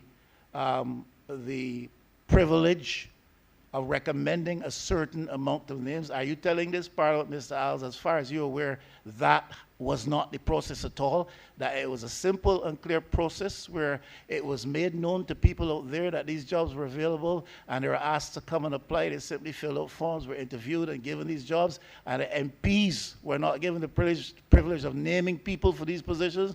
Mr. Alves, that's what you're telling this Parliament? The General Manager make it as crystal clear, as limpidly clear as possible that there is a process for employment at the NCC, which involves whether it is by advertisement, whether it is by radio, whether you find out because somebody whispered to a blackbird drop it off the back of a bus that there is opportunity at NCC, and you go and apply. That's what I heard him say just now. But that application process. With all due respect, I first addressed the question to the minister, who declined to answer, and pass it to Mr. Alves. I am now speaking, therefore, directly to Mr. Alves. And I ask him, Mr. Alves, to confirm that he is saying to this Parliament that what I am indicating or querying was not the process used, and that names and numbers, rather, were allocated to MPs, and that the names and applications resulted from that, and that was the process. If Mr. Alves is saying to this Parliament that I'm wrong, well, Mr. Alves, please say clearly that I am wrong. Hi, good morning again. Persons are always recommended by MPs. This happens on a daily basis. I give no specific preference to that. I look at the persons where they live, which is a bearing on us logistically, because if you live within a particular area, then I do not have to provide transport. The selection process is dealt with by the HR department and the officers who may manage that particular program. They identify the persons, allocate persons according to where they should go or the distance they have to travel, and they are sent to me after the fact, and they are approved by the board. That's the process, and we follow that process. Ma'am, I am still not clear, and I'm sorry for the delay. Reverend, Honourable Member, Leader for the Opposition, I am not certain if they haven't answered you to the best of their ability. Well, I don't know if they've answered me, ma'am, with all due respect, to the best of their ability, but I certainly am not clear. And if you want to say to me, don't pursue it any further, then I will give way to your authority. I respect you, Julie, both for your authority and for the person that you are.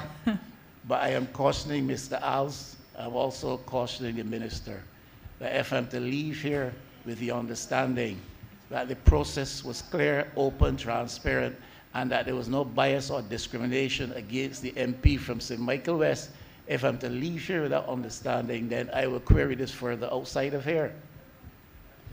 Honourable Minister, do you have anything to add or subtract?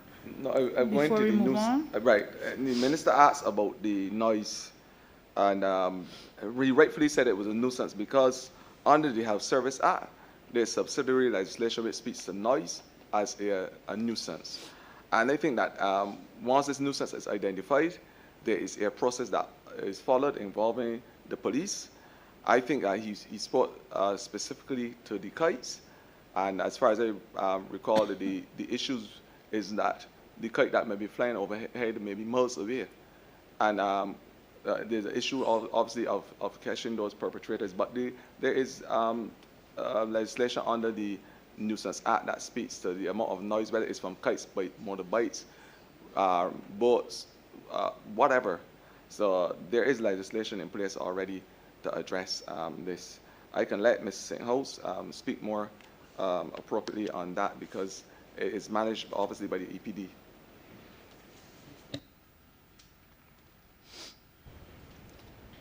Good morning again, Lisa Sandhouse, Environmental Protection Department.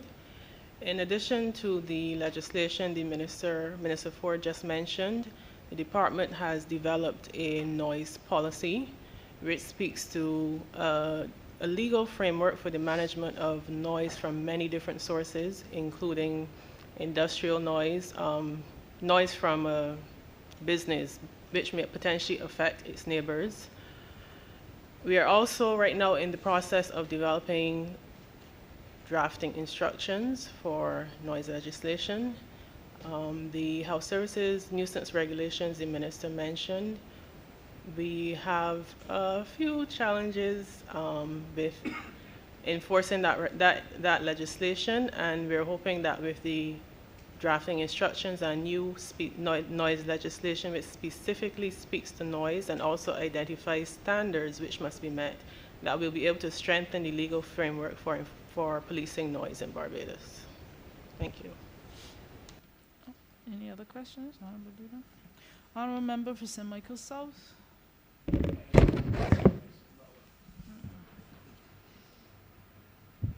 Thank you so much, Madam Chair. I have 2 or 3 questions. First, in response to the Leader of the Opposition who would raise some questions on the marine space, just very quickly, I think my honorable colleague dealt with them, but Coastal is also involved in handling the issues pertaining to planning, so that is also addressed there. And there's been tremendous conversation as it relates to coral. I also know in biodiversity, Ms. Kim Downs, who's on your team, Minister, is more than able to address many of those questions, but it seems as if the Honorable Minister missed me, and therefore we will have a conversation at lunch. The Honorable Leader of the Opposition, sorry. Minister, first of all, thank you so much for the work that you've been doing in this space. I want to thank you, of course, for the way in which you've approached your duties. I know you are a project-oriented minister. You brought the same energy with the Youth Brigade, the building blocks, and now you have the Clean and Green program, which I think is one of the most transformative programs in this space in a long, long time. But before I go to my 2 points on the local issues, there is a conversation that we've had on the nationally determined contributions. And many people do not know what that is and why that is important. So I would like you to just tell Barbados what the nationally determined contributions are and some of the positions we've taken and why Barbados has taken those positions as it relates to some important commitments we've made in response to the Paris Agreement. I want to thank you for the compliment and the question. And I will allow Mr. Ron Goodrich to elucidate any further on my little submission here. The national determined contribution is a contribution that a state would pretty much tell the international community. I said in my opening statement that we are signatory to the Paris Agreement, and we have made a commitment that we will keep our temperatures as a small and developing state down to 1.2 degrees or so Celsius. We understand that a lot of the temperature increase in global warming is caused by the greenhouse gas, carbon dioxide, and the other forms of hydrocarbons and other pollutants. What we are saying as a country is the national determined contribution basically speaks to what we will do as a country to tell the international community we are reducing our carbon footprint by X number or Y number in a specific period of time. Now, it is not only the Ministry of Environment, although we are the focal point for the national determined contribution, but it speaks to a lot of other ministries. And I want to thank my minister colleague in the Ministry of Finance, Economic Affairs, and Investments, Minister Caddo, for working with the IDP and all those other consultants to ensure that when we say to the COP26, which was delayed because of COVID, and it will be held in November this year, which is the conference of parties who sit down and pretty much determine how what we are doing as a small island developing state and how they can contribute to our efforts. When that happens in November of this year, we are going to say to the international community, this is what Barbados is doing, or this is what our plans are going forward the next 5 years in terms of removing the hydrocarbons or the carbon dioxide from the atmosphere. So it involves a lot of different ministries. Your ministry as well, Minister Humphrey, because in terms of blue carbon, we know that it is a fact that the phytoplankton on the ocean bed is responsible for the carbon dioxide sequestration and the ocean, and that the sea can now, and that hydrosphere can now be used as a carbon sink. We know as well from the Ministry of Environment, which is my ministry, that the forestry, again, responsible for another 25% or so as green carbon in terms of photosynthesis of the plants. And we understand that. But there is about 50% or so carbon that is free in the atmosphere that causes the damage. So what we are saying that as a country is how we are going to work in an interministerial way to be able to reduce our carbon footprint. What we do in the Ministry of Energy in terms of the alternatives. What we do in your ministry, and I know that you have already had conversations about the debt for nature swaps. What we do in terms of our tree planting exercise, planting 1 million trees. What we are doing in terms of the Environmental Protection Department to ensure that our air qualities are controlled. In our ozone department to ensure that our ozone depleting substances are not damaging the atmosphere and that there are certain hydrocarbons not released. Again, there's a new conversation that we must be involved in as it relates to carbon markets and how we are going to ensure that we get profit for every single molecule of carbon dioxide as it stands. So, but I would let Ron Goodrich speak about, because he works intimately with not only the ozone department, but he is the officer responsible for let us having a policy in place to mitigate and militate and prevent the vagaries of natural disasters and climate change. Because as I speak, we can have a situation where one day we have a temperature rise of between 0.13 and 0.16 degrees Celsius, and the next day we can have flash floodings. This is the difficulty we are facing, and if we don't put a screeching halt to it, then life as we know as normal in Barbados may not be.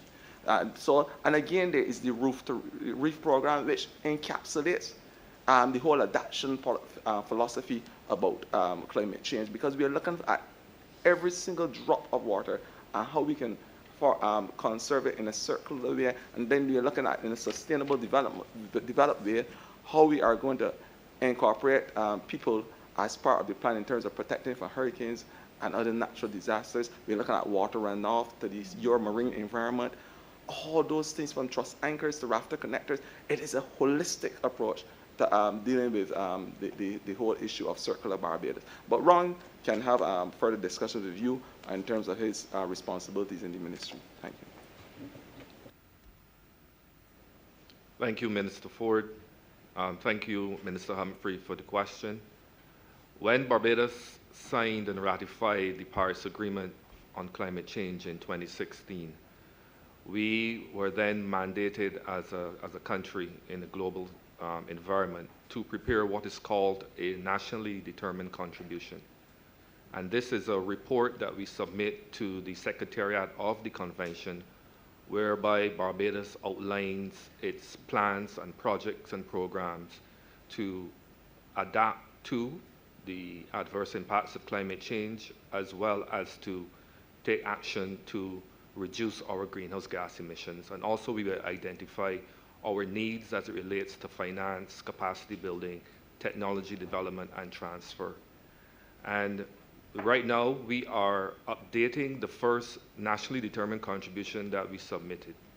We're doing this through an interministerial effort, in particular with the Ministry of Finance, Economic Affairs, and Investment, particularly in the Ministry of Economic Affairs and Investment side, because one of the components of the updated NDC is going to be a portfolio of investment projects which will be available to other entities to assist the government through investment to realize what our targets and goals were. We started the process of updating the NDC at around this time last year, and then, of course, we had our first national pause, and that really had a devastating impact on our work, because we then had to switch all of our plans to a virtual format, and we had to undertake all of the national consultations and meetings through virtual means. However, I think that we were very successful in bringing all these stakeholders together. We consulted through government, through the private sector, as well as the NGO and CSO community, and as well as the youth. And we bring all of those together to get their input into how Barbados's nationally determined contribution can be updated. The question was asked earlier, I think one of the first questions, is how we as a ministry have integrated environmental considerations into development planning. And the Ministry of Environment for more than 15 years has had a climate change committee with representation from the private sector, from government, of course, as well as the third sector. And I think that we've been very successful in getting a lot of the ministries, in particular in Barbados, to take on board climate change in their planning, in particular for estimates and their program budgets. A number of ministries in the government now have climate change units, and these include the Ministry of Agriculture, the Ministry of Health, and also they may not call them climate change units, but a lot of the work that is done, like for instance at the Ministry of Energy, can be considered as mitigation, whereby when they undertake projects that look at renewable energy where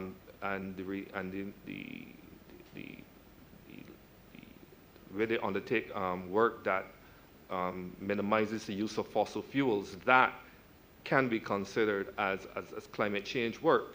And we have other work being done by the Ministry of Maritime Affairs and Blue Economy. So I think we, as a government, we have been very successful in mainstreaming, as it's called, climate change considerations into international development. Thank you. Honourable member. Thank you very much, Minister. Thank you, Ron.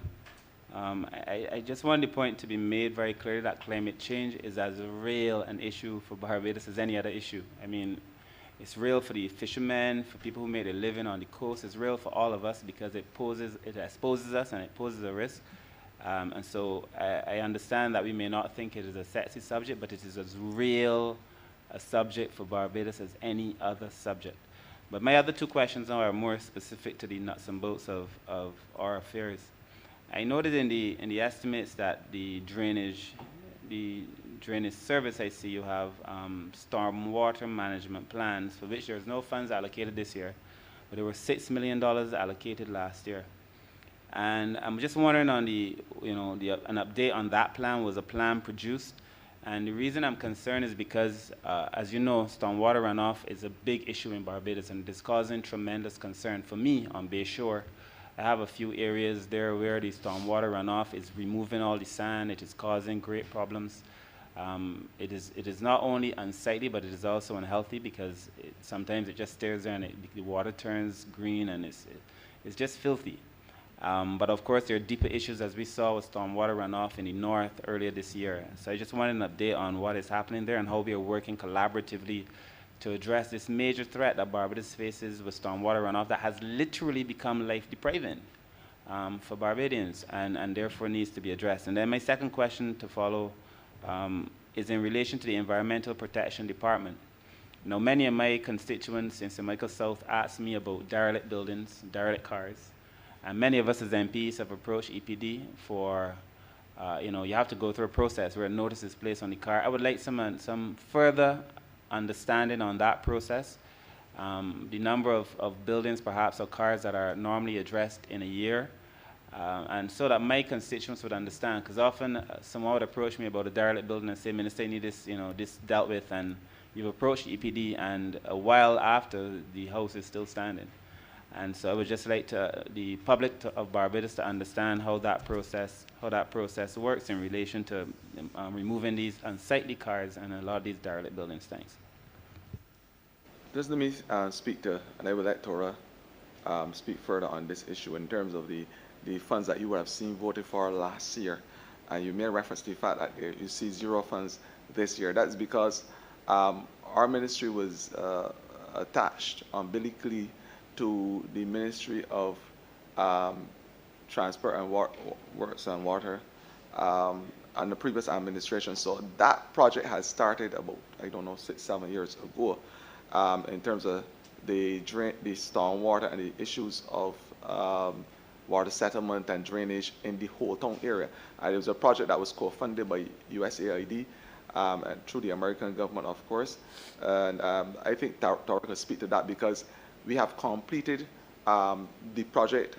I should think the contractors were paid up to end of this finance. Well, they are being paid as I speak. They still have 1 or 2 outstanding payments, but at the completion of the financial year, the project would no longer be under our remit.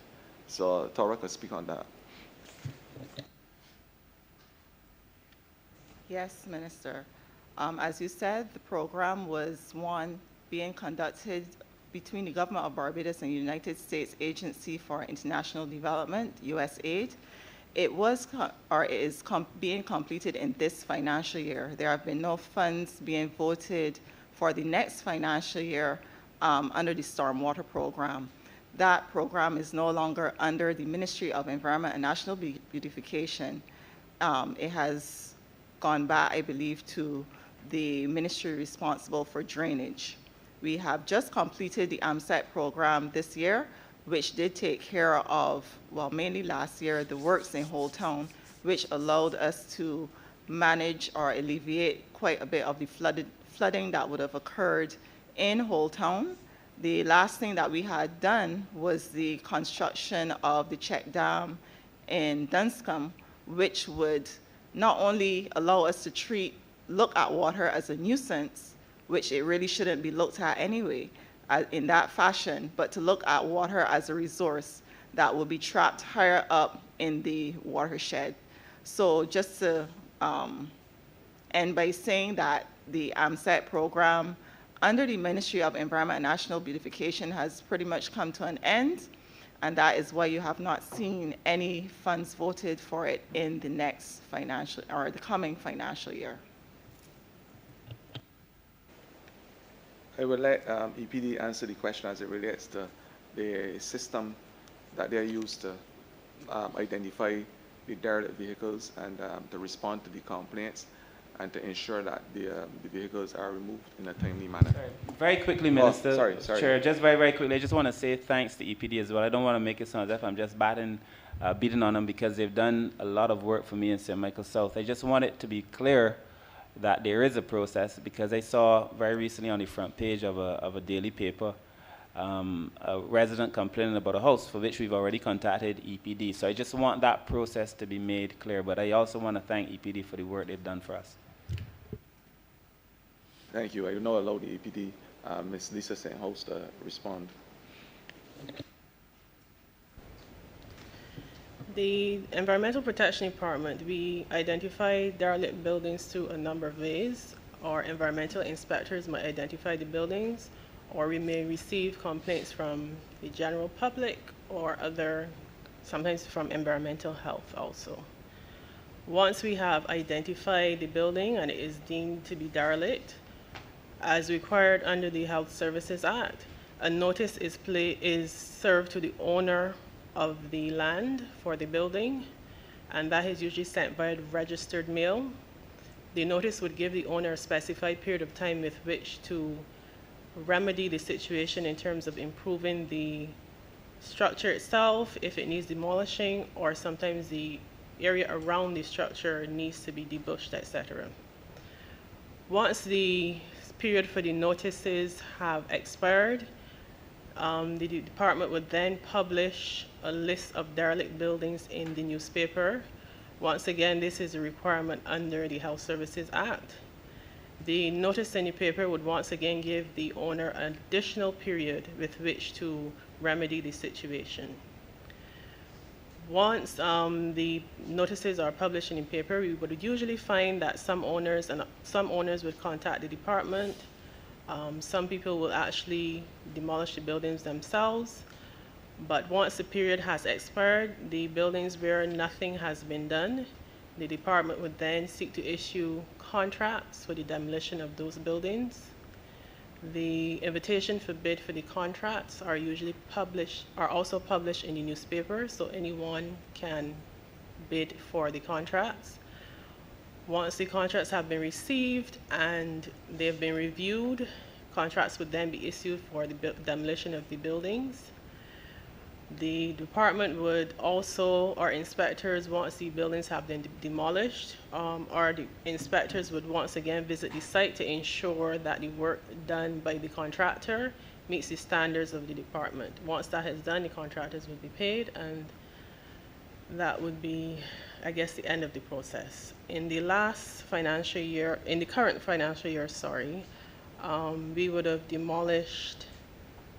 we would have published 127 derelict buildings. This was done in June 2020. For varying reasons, 39 buildings were removed from that list. I omitted to mention that owners of the buildings may also request what is called a stay of execution to give them additional time other than what was given in the notice to remedy the situation on the land. So that is one of the reasons why 39 of those buildings were removed from the list. And we then proceeded to demolish 62 buildings last year. With respect to derelict vehicles, the process is similar in that notices are also served, and the process is also outlined in the Health Services Act. And once again, once nothing is done to remedy the situation, the department will issue contracts for the removal and disposal of those vehicles. Thank you. What I want to add is that I have said it already for the morning, that persons now have to have a sense of responsibility.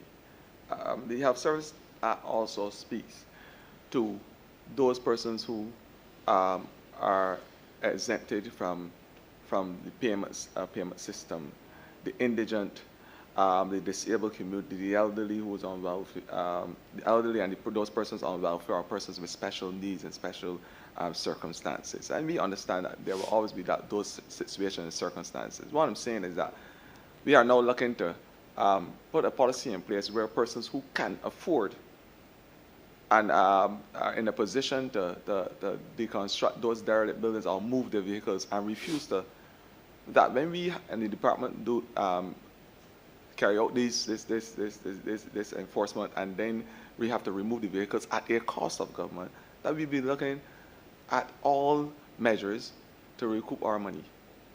I think that's where the conversation has to go, where we will get back the money that we expend.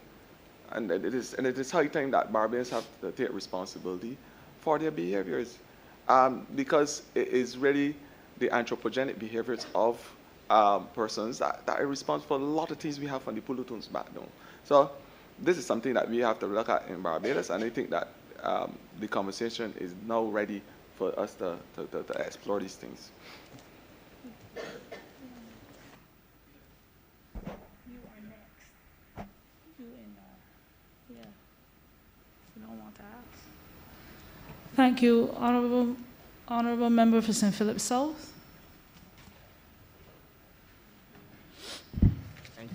Thank you, Madam Chair.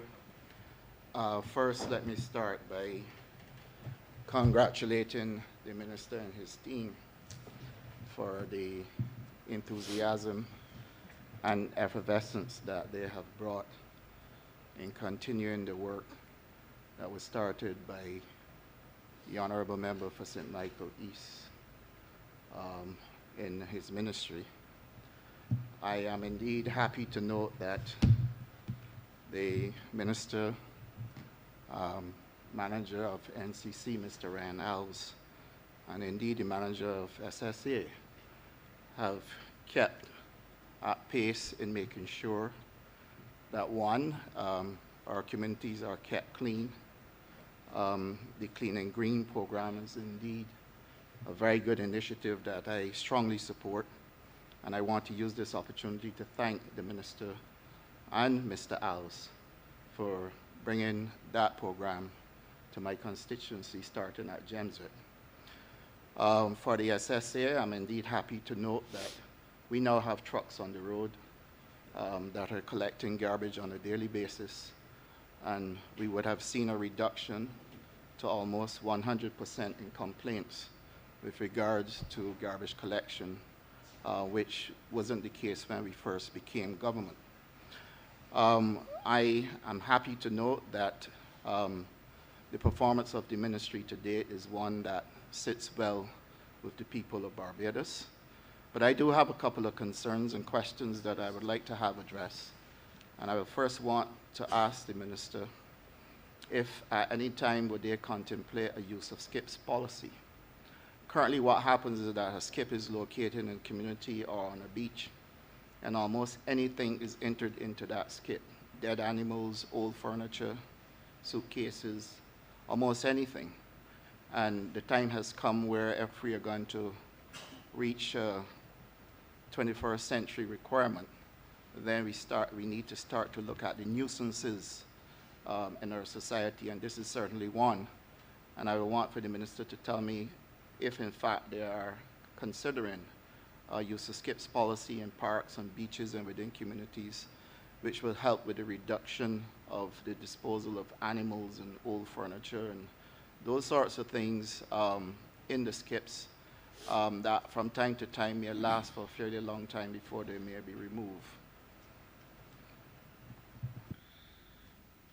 But of course, Minister, I don't think that the ink dry before you ask that question, because it is not only a policy, but I have had conversation both with Prime Minister and the AG on ensuring that in the not too distant future, that community SCIPs will be just for that purpose. Communities, and that there's the delivery of bulk waste and certain material, that will become a thing of the past in terms of what goes into the SCIPs, because the SCIP really, truly, the SCIP is put there for a community to utilize and to have the benefits of.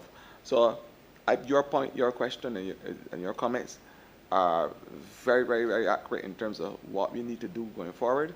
I don't know, I think that I can let the chairman expound a little more on the fact that the SCIP program is now something that we are rolling out, that we are getting a number of SCIPs to bear in communities.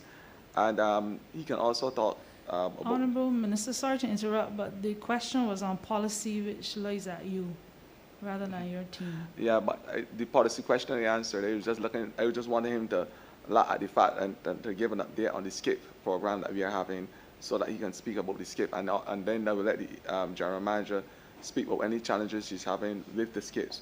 But the policy, as I said just now, is something that we are going to be bringing to bear, because we understand there's a concern. Okay, we have to keep the questions concise, so if that were the question, we will come back to the SCIP issue again. No problem.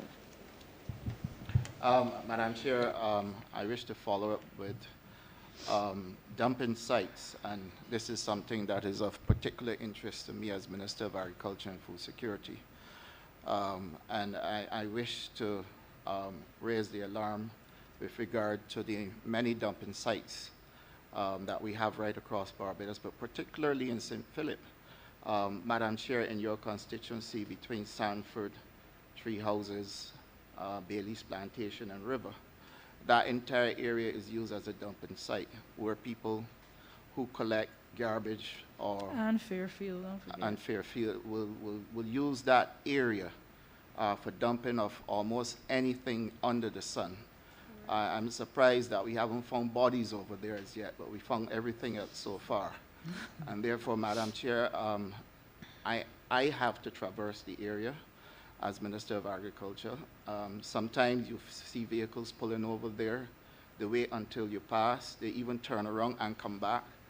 And the time has come where this area must be flagged for surveillance so that we can bring an end to the illegal dumping practices that are taking place within that locale.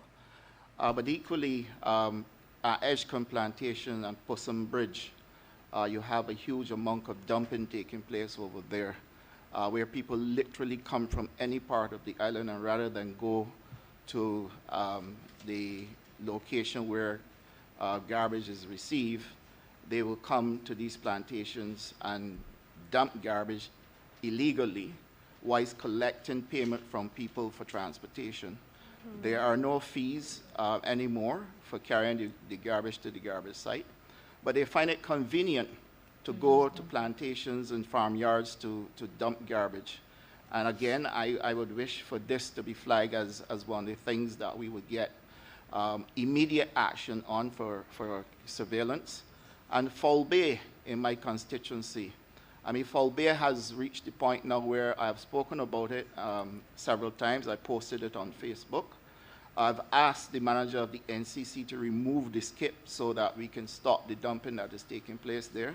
But yet still people continue to dump everything they possibly can think of at Foul Bay. Foul Bay is a place for recreation.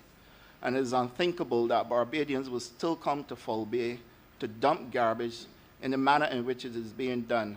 And I would like also for the minister to tell me if there are any plans to right this wrong by the people of St. Philip South by putting a surveillance program in place there as well. And I know that you will also say that the dumping of garbage is also a threat to food security and the agricultural space. The reality is that, and I know you would agree with me when I say that, it is difficult to legislate a culture.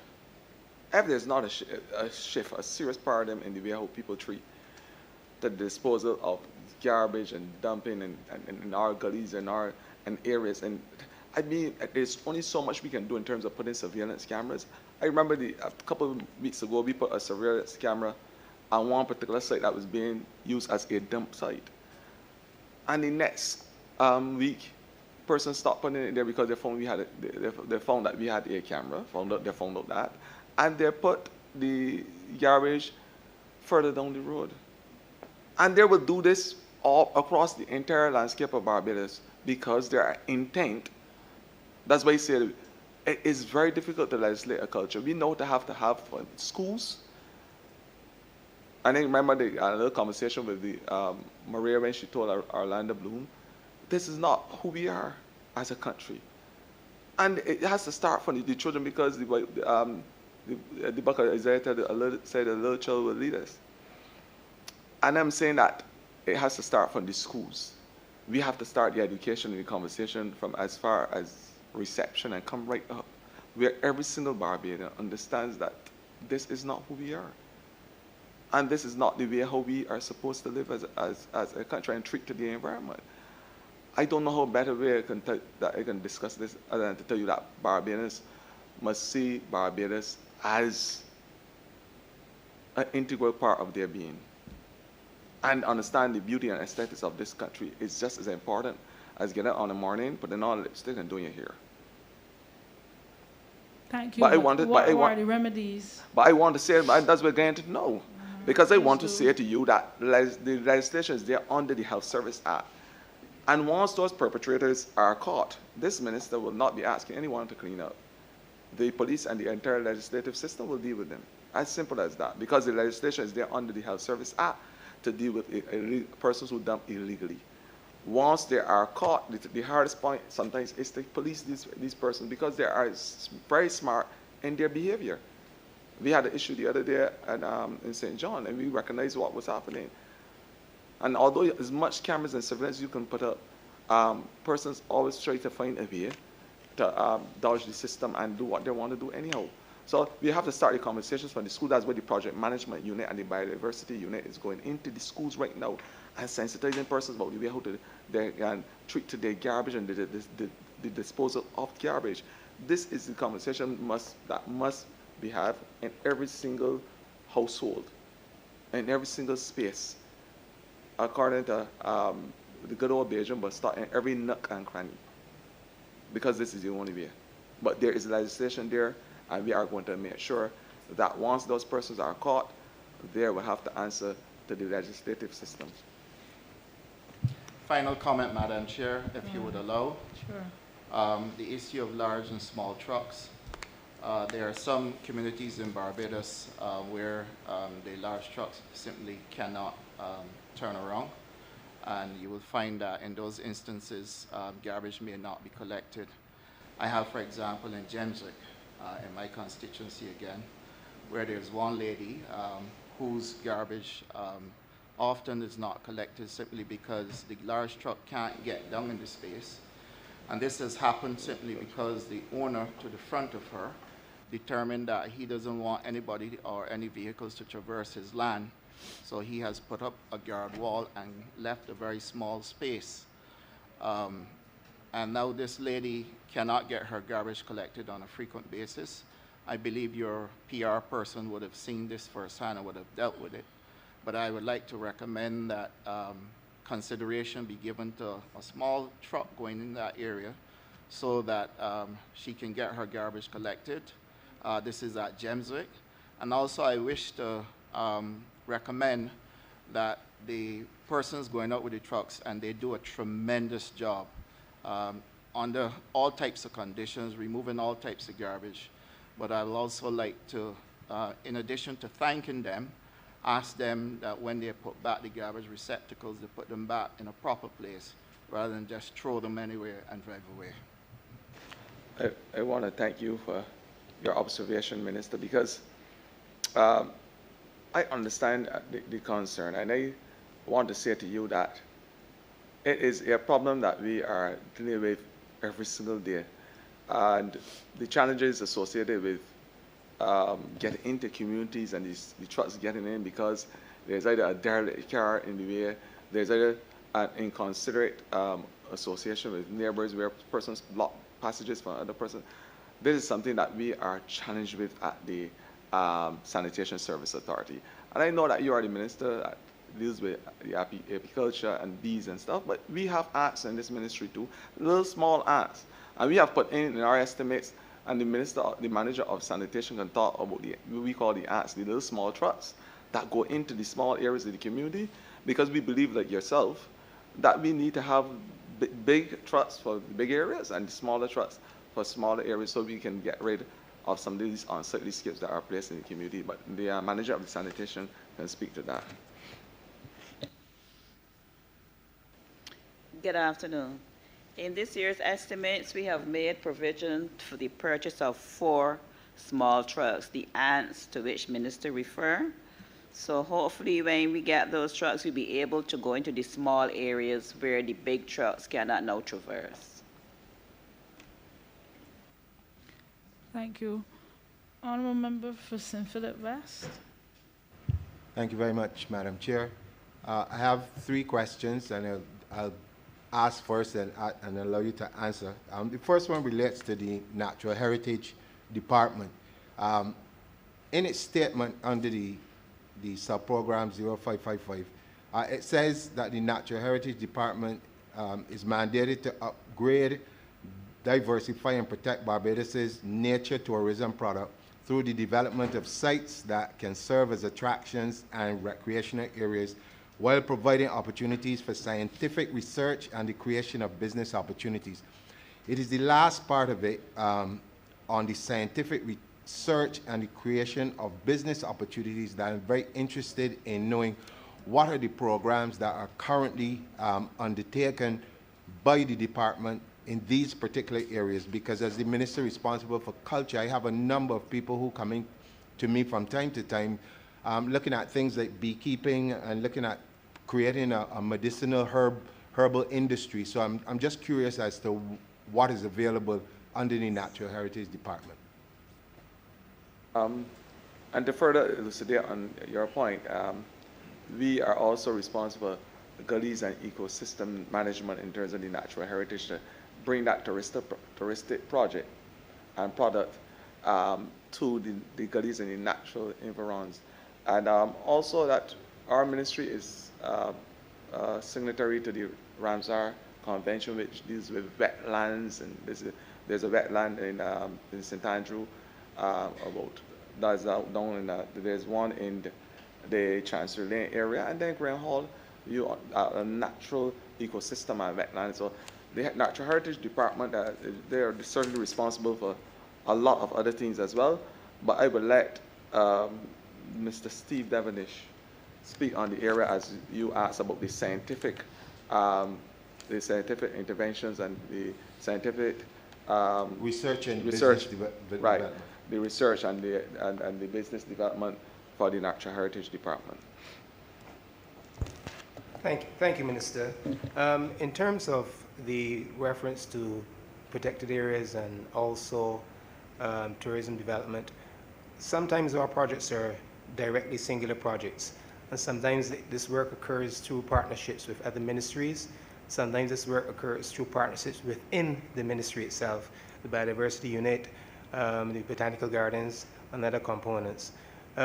Because of our resource challenge base, we tend to more focus on specific projects. For example, in the coming year, we will start a regional project which is called Sustainable Land Management, and this is a regional project that is encompassing 8 Caribbean countries, including Barbados, and we're looking for co-financing from the Jeff facility.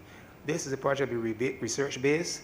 It'll be looking at spaces within the national park. It'll be looking at livelihoods. There's a climate change component to it, and also it's a matter of mainstreaming sustainable land management. The research itself does not occur very often in a specific project, but sometimes we partner with the University of the West Indies, where we may provide funding for particular research aspects, whether it be ecosystem research or other types of research. In addition to contributing to tourism development, this occurs in a planning perspective. Very often when plan applications are submitted for development within Historic Bridgeton Garrison or within the national park, these have a very important community component and livelihoods component. And through our regular approach and our regular contribution in the planning and development, research would emanate from that particular area. In many instances in the past, we would have worked with communities, and as the minister alluded to earlier, when we work with communities, it's an idea of trying to find out what that community would require, how we can assist that community. The community work and the community research sometimes is, I would say, based in a simplistic way. It can be as simple as helping students with SBAs, working closely with schools in terms of providing research material and support information for their respective projects. Very often, you might look at a research project, you can think it's not environmentally related, but the provision of some of our reading material, some of our previous studies and assessments would work. We also look at gully assessment. We would look at planning developments as they relate to natural heritage conservation areas. And as the minister quite rightly alluded to, there's the Graham Hall Swamp as a natural heritage conservation area. There's also one in Chancery Lane. And then there's the national park that starts at St. Lucie and comes as far south of Sconset Bay, and comes as far inland as Harrison's Cave Zone of Special Environmental Control. And the most notable one that would have occurred over the years would have been the redevelopment of Harrison's Cave. Notwithstanding the physical infrastructure, there were some over 150 recommendations, many community-based, some relating to gully activities, some related to ecosystem work. And when we pull these things together, that's where you will find there are strands of research which we refer to for students who will come in to do stuff from time to time. But the key fact, and to some extent limitation, is that there are so many communities who are interested in this type of work that we try to work in specific areas, and where we have a project, we will then try to work through the schools because we cannot cover as much as we would like to cover. But in terms of a lot of the other things related to biodiversity, related to herbs and stuff like that, there are other offices in the ministry, for example, the National Botanical Garden, the Biodiversity Program, and there are other components of the ministry which will pursue this work on a day-to-day basis, notwithstanding the remit that the department has. Thank you. Thank you very much. Earlier, the Honorable Leader of the Opposition spoke to the problem of loud noise pollution. We have and continue to have a problem across this country with indiscriminate burning. I want to know where you stand, and especially when it comes to things like what we've seen on a number of sites where you have tires that are burned for days on end, and we are talking about recycling. And if I may, I would like to suggest that a quick look at YouTube, and one would see what people are doing with tires all across the world in terms of using them for making furniture and all sorts of things. And maybe this is something that could be spearheaded by the ministry in its efforts to do upcycling and things like that. But as it relates though to the burning of stuff and tires and all these things across the country, what is the position of the ministry, and what are your plans to tackle this problem? First of all, let me say that under the Health Services Act and the nuisances regulations, smoke, burning of fire and creating smoke is a nuisance. And any person who comes contrary to this Health Services Act, there could be exposed to the full extent of the law. And as far as I know, in order for a person to burn or to create fires, they now have to apply through the fire service. That is as far as I know. But under the Health Service Act, once a person is caught burning stuff or lighting fires, they can be charged. So I think it's a matter of policing. With respect to the tires and what we intend to do with the tires, I would like the chairman of the Sanitation Service Authority answer to that query. Good day, honorable member. The Sanitation Service Authority, recognizing the substantive issue associated with tire disposal, and we are receiving hundreds of thousands of tires every year. You've mentioned the possible dangers and difficulties with fires associated with that storage. Has planned a project involving a tire shredder and a recyclable program with private enterprise, where the tires, as opposed to be just stocked in our landfill, will be actually utilized for further production, possibly being utilized in the paving of our roads. Within this year's estimate, you will see a sum set aside for the acquisition of a tire shredder, and we are actively in discussion with some members of private enterprise in terms of how we can bring that to a recyclable program that can be utilized for the benefit of the nation. Thank you very much. Thank you very much. And my last question is, Minister, this one might be a little ticklish, but I have to ask. In terms of the farming community, for a long time now, they've been complaining about the threat of monkeys to crops. And I know that your ministry would be responsible for biodiversity and the preservation of plant life and animal life and all the other things. Where do you stand in helping to deal with this particular problem for the farming community? Just let me first start by saying that we in the government don't operate in silo, and I would not distance myself from the question at all. Although there are monkeys that would really squarely fall under the Ministry of Agriculture, we, as you said, we are signatory to the CITES, which is the Convention on International Trade of Endangered Species. At the different appendices, we talk about species which will become endangered because of mankind and mankind behavior. They may be endangered become endangered because of trade practices. What we are saying in the ministry is that there must be a scientific approach to dealing with the monkeys. As much as we would like to speak to the issues with the farmers and try to appease their concern, there is a greater issue in terms of conserving our biodiversity.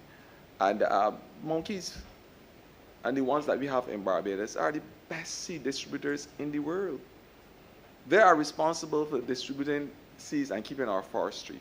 So they have biological diverse potential, and they have importance in terms of the whole ecosystems management. They are able to bring fertility to soil. They are, with their action, they eat small insects from off the leaves, even mosquito larvae. So there are a lot of advantages and potential with the monkeys. The challenge is to make sure that we have that balance so that when we become